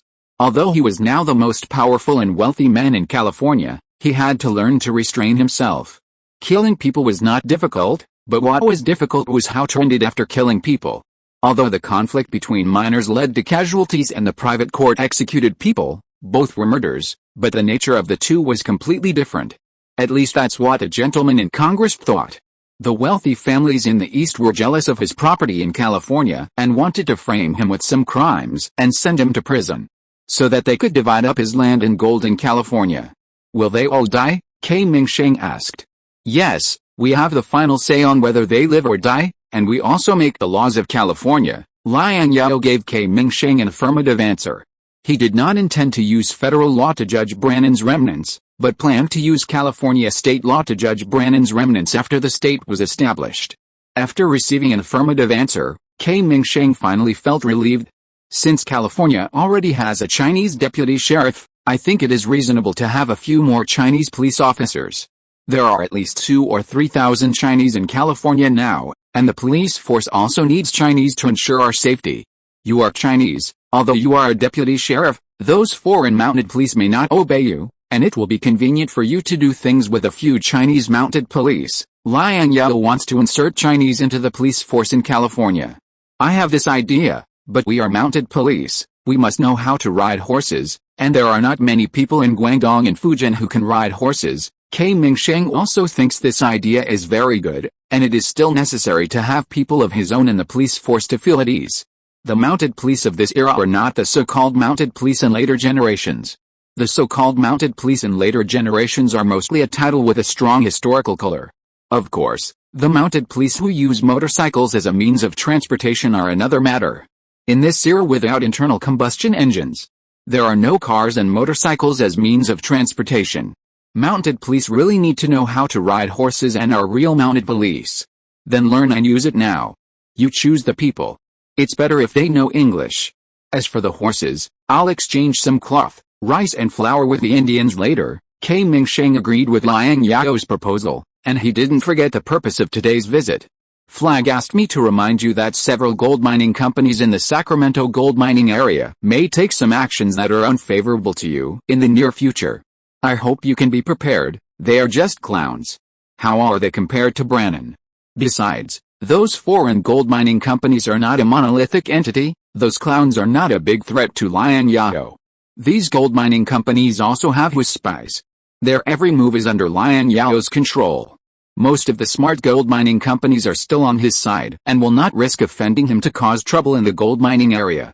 If there is really trouble, he can also use the resources in his hands to divide those gold mining companies that are causing trouble and find a few typical ones to kill the chicken to scare the monkeys. The most important thing at the moment is to control the cholera first. Although no Chinese had contracted cholera and the gold mining work of Xiangshan Gold Mining Company was not affected, the white gold mining companies were affected by cholera. Some gold mining companies had already hoped that he could extend the date for them to pay the rent for the mining area, because many of their miners had contracted cholera and could not work normally. The rent of the mining area was also a considerable income for him. If cholera continued, his income would only decrease. Yes, you are rare talent and you are going to do great things.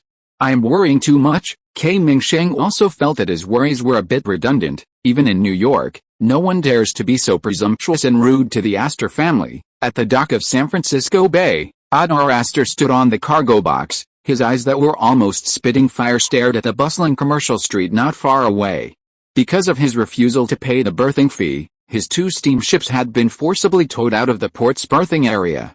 Although Astor brought up the famous name of the Astor family, the ferocious port guards in strange uniforms did not buy his account at all. Although Adair also had the surname Astor and often mentioned the Astor family, he was not a core member of the Astor family. In fact, he left Liverpool, England, and went to New York to join the Astor family 6 years ago, hoping that the Astor family would take him in and find a job in the Astor family for the sake of friendship. However, Adair did not have outstanding abilities, and he did not have any outstanding performance in the 6 years of serving the Astor family. It was reasonable that he was not valued by the Astor family. When the news of the discovery of gold in California reached the East, the helmsman of the Astor family, John Jacob Astor, who as the old Astor who established the Astor family, had died of illness. His son William Backhouse Astor, also known as the younger Astor, took over the scepter of the Astor family. Although the elder Astor started out with furs, when he died, the Astor family was not only the richest man in the country who could keep pace with Vanderbilt, but also the largest landowner in New York. The elder Astor had a morbid obsession with land. When the elder Astor was dying, he not only set up a family precept that his descendants were not allowed to sell any inch of the Astor family's land, but also told the younger Astor to inherit his will and buy every inch of land on Manhattan Island. Adair also saw this opportunity and volunteered to represent the Astor family to come to California to look for gold. Their mooring fees are not expensive, and we can afford it, Mr. Adair. I think we should pay the mooring fees and drive our ship back to the mooring area. Many of our equipment and tools are still on the ship. Without equipment and tools, we can't do our work. Berger, the captain of the prospecting team, suspected that this distant relative of the Astor family had also been infected with the Astor family's good family tradition of being stingy, and was unwilling to pay even a little mooring fee. Along the way, they did save a lot of money in the name of the Astor family, including the mooring fees at the port. But in San Francisco, they had a snag. Perhaps the owner of the San Francisco port didn't even know about the Astor family, so he insisted on charging them berthing fees and supplies. We need to replenish fresh water and food. Those vendors are unwilling to sell their goods to us. I think this is why we didn't pay the berthing fees. Berger added that the food and supplies they brought were about to run out and needed to be replenished. Fresh water and food. Please. We have already landed, and there is fresh water everywhere on land. As for food, I think the mountains and plains in the west are full of birds and beasts. They are extremely delicious and are rare delicacies. We won't lack food. We don't have to spend this money in vain. WTF. Mr. Adair, are you crazy? We are here to prospect for minerals, not to hunt. Chapter 48. Doctors can be heroes too. Robinson's persistence and sincerity moved his 28 colleagues. After Robinson's tireless efforts, these doctors expressed their willingness to work with Robinson to defeat cholera. Not every gold mining company and organization has its own doctor. In fact, in Robinson's opinion, there are no more than 40 people in California who are qualified to be called doctors, including the 3 Chinese doctors and Liang Zhao. Many so-called doctors and gold mining companies and organizations are just fake doctors to evade share capital. They have never received systematic formal medical education and have no medical experience. Such people cannot be called doctors, but outright charlatans. The gold near San Francisco has been mined out, and there are only a few gold mining companies left in San Francisco. Most of the gold mining companies and organizations are mining gold in the mining areas near Sacramento, and most of the doctors of those gold mining teams are also in Sacramento. After influencing those doctors, Robinson persuaded the leaders of those gold mining companies and finally organized these doctors after great efforts. At the Riverside Dock in Sacramento, Liang Zhao's small steamer and several schooners were already waiting there. The small steamer Sacramento was prepared for doctors, and the schooners were prepared for cholera patients, who would be arranged to be treated in the newly established hospital in San Francisco. Liang Zhao paid the penalty for the doctors who left the team and signed a well-paid and favorable employment contract with them. In addition, he also promised the gold mining team leaders who were willing to let go of their team's doctors that their team's employees would enjoy great discounts when they went to the hospital for treatment in the future. Most of the leaders of the gold mining companies and organizations had no objection to this. Terminating the contract with the doctors could also save a lot of money, and the remaining people could get more of the gold mined. Under Liang Zhao's propaganda, the residents of Sacramento held banners and waved small red flags in their hands to cheer these heroes on. The small steamer Sacramento, which was specially vacated for the doctors, was also hung with inspiring slogans, attracting onlookers from both sides of the strait. Before this, these doctors had never enjoyed such courtesy. They were deeply moved by this treatment for the first time. The Sacramento is the most advanced and luxurious passenger ship under the global shipping company. Among the several passenger ships on the route between Sacramento and San Francisco, the Sacramento is the most special one. You don't need to spend any cents to buy a ticket on the Sacramento, but you need to eat on the ship. For other passenger ships, you need to buy a ticket to board the ship. The delicacies and wines on the Sacramento are very expensive, but there is a reason for their high prices, in addition to the high quality of ingredients and wines. There are chefs from the United States, China, France, Spain, Italy and even the United Kingdom on board, who can provide passengers with dishes of different flavors to meet the different tastes of customers. In addition, the decoration of the Sacramento is luxurious and elegant, and passengers are willing to pay for it. After all, people who can take the Sacramento have a little money in their pockets. And they need better enjoyment and more considerate service to show their difference from ordinary gold diggers. Get the sense of achievement of successful people to satisfy their vanity. However, all the services provided to these doctors on the Sacramento today are free. The status of doctors in the gold mining company is not low, and their treatment on weekdays is naturally not bad. But the food they enjoy in the mining area is only a little better than that of ordinary gold diggers, and it is far from being comparable to the delicious food provided on the Sacramento. This is the best food I have eaten since I left Philadelphia. A doctor named Morris wiped his mouth with a napkin and took out 2 small gold grains from his pocket and gave them to the waiter next to him. This is a tip for you, and this is a tip for the chef. His cooking skills are very good. I will come again if I have the chance in the future. The other doctors also agreed with Morris's point of view. The food on the Sacramento was indeed as delicious as rumored. In fact, this is not because the chefs on the ship are so good at cooking, but because they have been eating rough food for a long time, and suddenly they enjoy the food cooked with fresh ingredients. As long as the chef's cooking skills are good and the food is not dark cuisine, of course they will think it is delicious. I have never been treated so politely. This is the proudest day since I became a doctor, a doctor said. I have seen this kind of enthusiasm from the people once. That was 2 years ago, when the whole town went out of their homes to welcome the heroes who returned triumphantly from the expedition to Mexico. Generals and soldiers can be heroes of the country and the people, and doctors can also be heroes of the country and the people. Seeing that the doctors had almost finished eating, Liang Zhao stood up from his seat and spoke. Gentlemen, we are now heading to our battlefield and will face a cruel battle. Our enemy is cholera, an invisible and powerful enemy.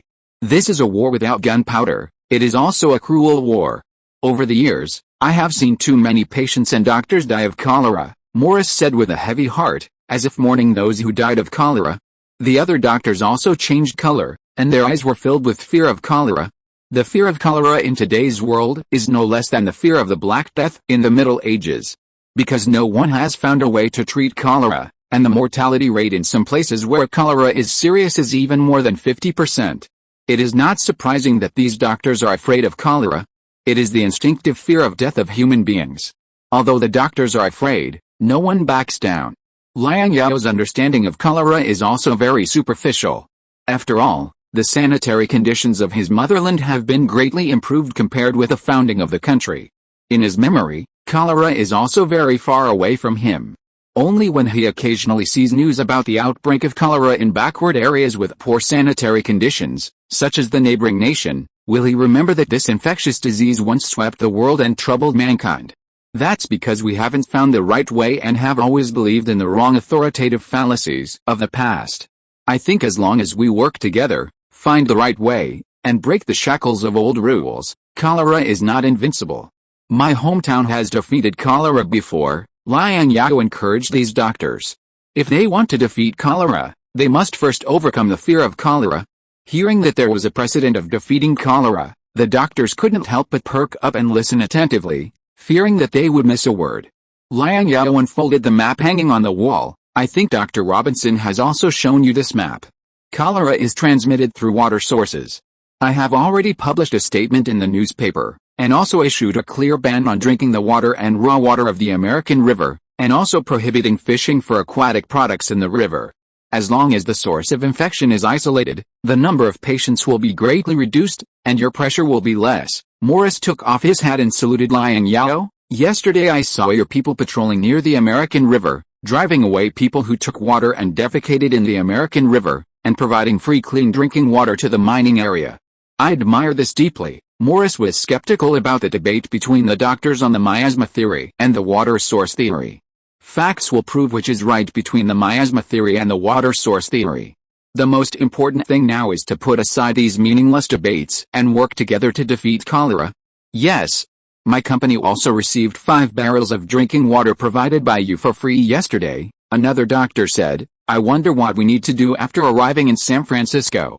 If you're listening to this novel on a channel other than Fanfic World, it means they downloaded and uploaded it without effort.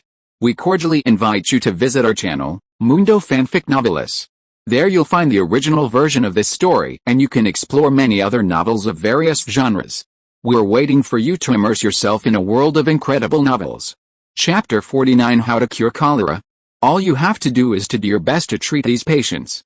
The hospital in San Francisco has already admitted 756 cholera patients, plus more than 1,800 cholera patients in the Sacramento area. A total of more than 2,500 cholera patients need treatment, Liang Zhao said. This is only the number of cholera patients who have been found. Because the gold mining area is relatively scattered, there are still many cholera patients who have not been found. The workload of 32 doctors treating more than 2,500 cholera patients must be very heavy. There are too many people. We are so few, I am afraid we can't take care of them. I mean, we can't take care of all the cholera patients. Morris looked embarrassed. The reactions of other doctors were similar to Morris. Although there are many cholera patients, the symptoms of patients are divided into mild and severe. They can be divided into different areas according to the severity of the symptoms, and our manpower can be reasonably arranged.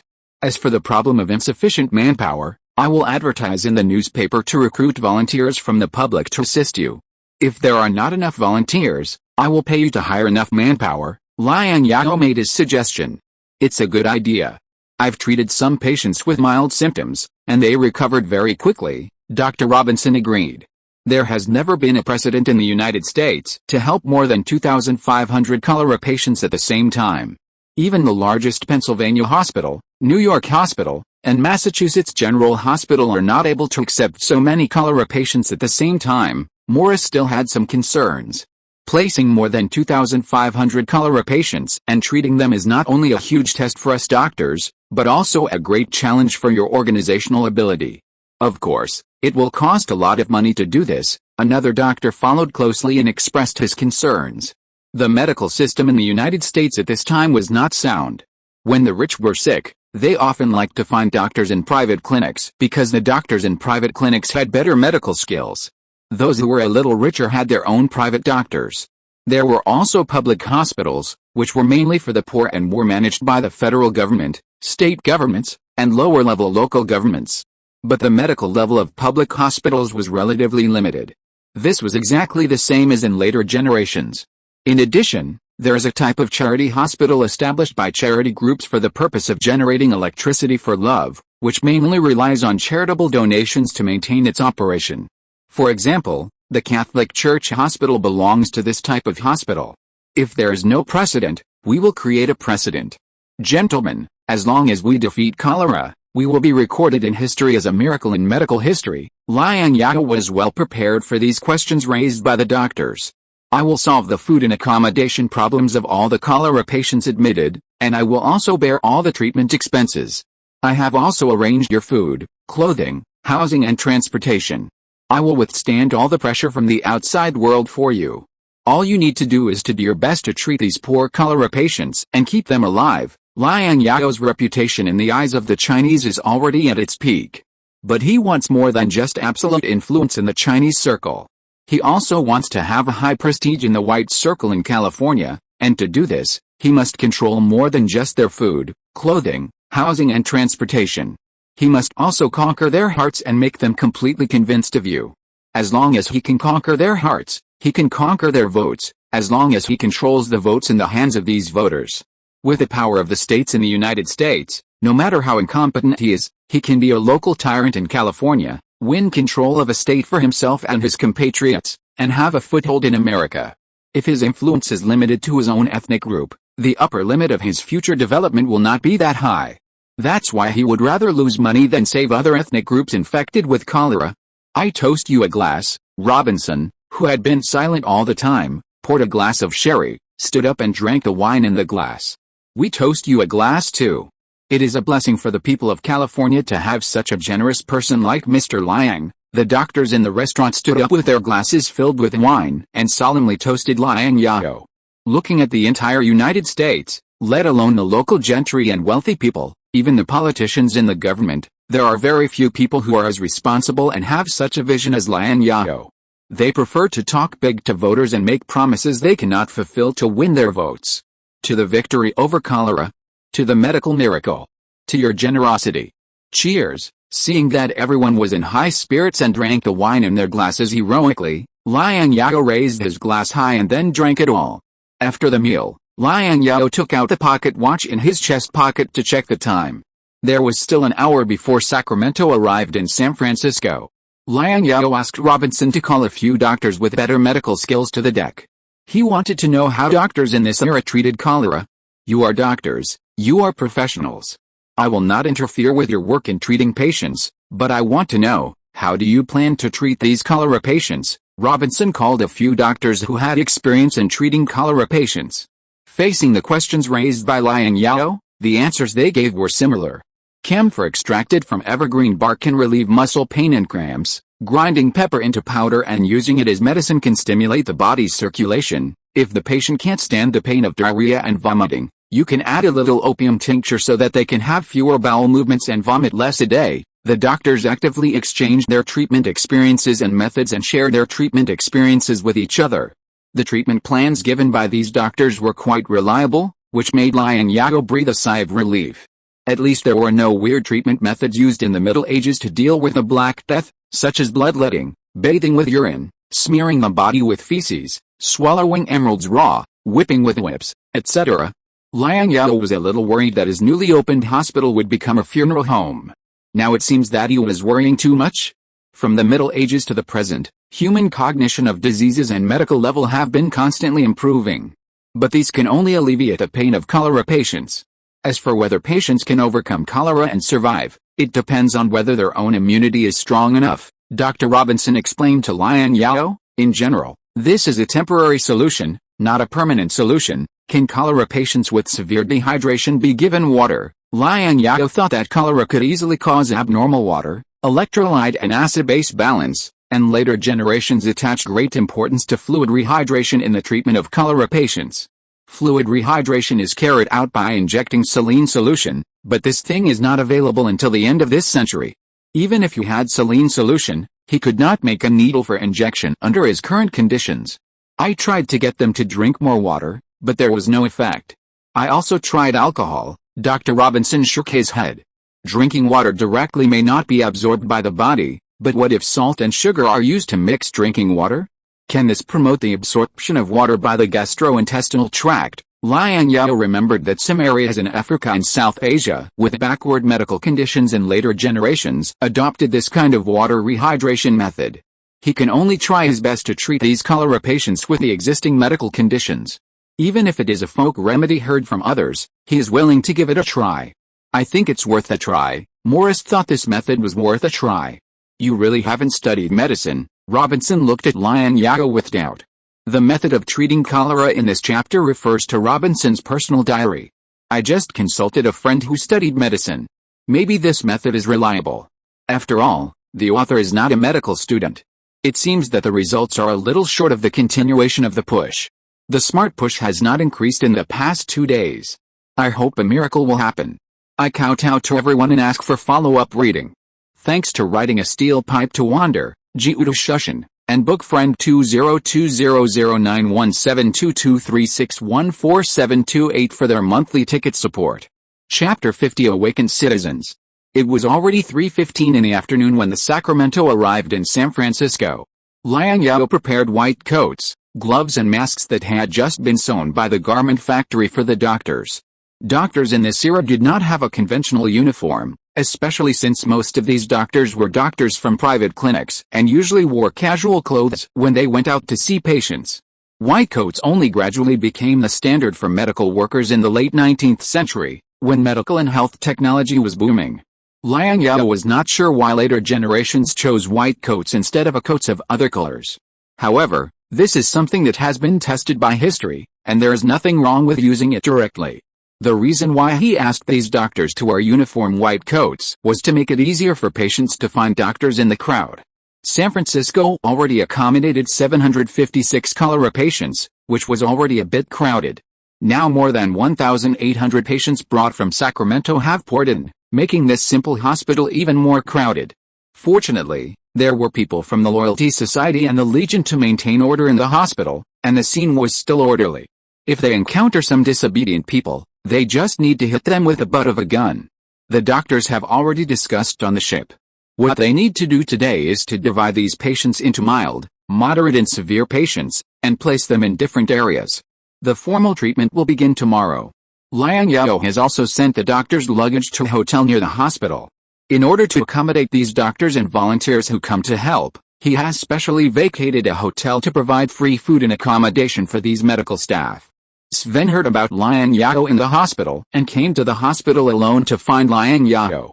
The San Francisco shipyard has repaired a small steamship. I hope to include this steamship in my fleet, Sven explained his purpose.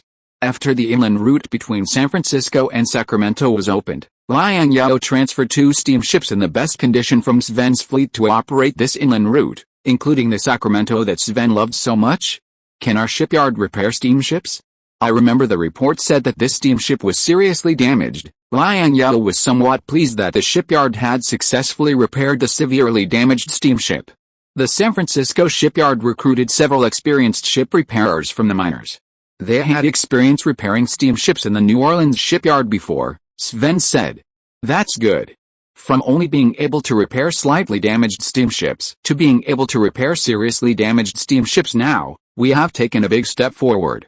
Next, we can try to build a small steamship. Liang Zhao rubbed his hands excitedly, and his joy was evident on the paper. California's transportation was blocked. For a long time to come, shipping was the main mode of transportation for California to communicate and trade with the outside world. He could choose to spend money to place orders directly from the eastern United States, or even from European shipyards to buy steamships. But buying directly is far less reliable than building it yourself. Moreover, being able to build ships yourself can also drive related industries around it and provide more jobs for California. When the gold rush slowly subsides and gold becomes increasingly difficult to find, the crazy Californians will eventually return to rationality, and this place that rose up because of the gold rush will also be on the normal development track. By then, how many jobs can be provided will determine whether California can develop stably. Ship repair and shipbuilding are 2 different things, Sven coughed dryly. He accidentally found that Avrilda, the wife of Flag, was walking towards him. He hurriedly said something to Liang Zhao, pulled up his collar to cover half of his face, and disappeared in the crowded crowd. This repaired steamship will be my new flagship. Liang Zhao felt puzzled until he saw Avrilda walking towards him, and then he suddenly realized it. MRS. Flag, hello, long time no see. Liang Zhao extended his gloved hand to Mrs. Flag. Mr. Liang, I heard that the hospital was short of staff, so I called on several of my neighbors to volunteer at the hospital, hoping to help. Avrilda shook hands with Liang Zhao and said. Behind her were 5 or 6 women of the same age, looking at Liang Zhao curiously. Some spoke English, while others spoke Spanish, discussing something.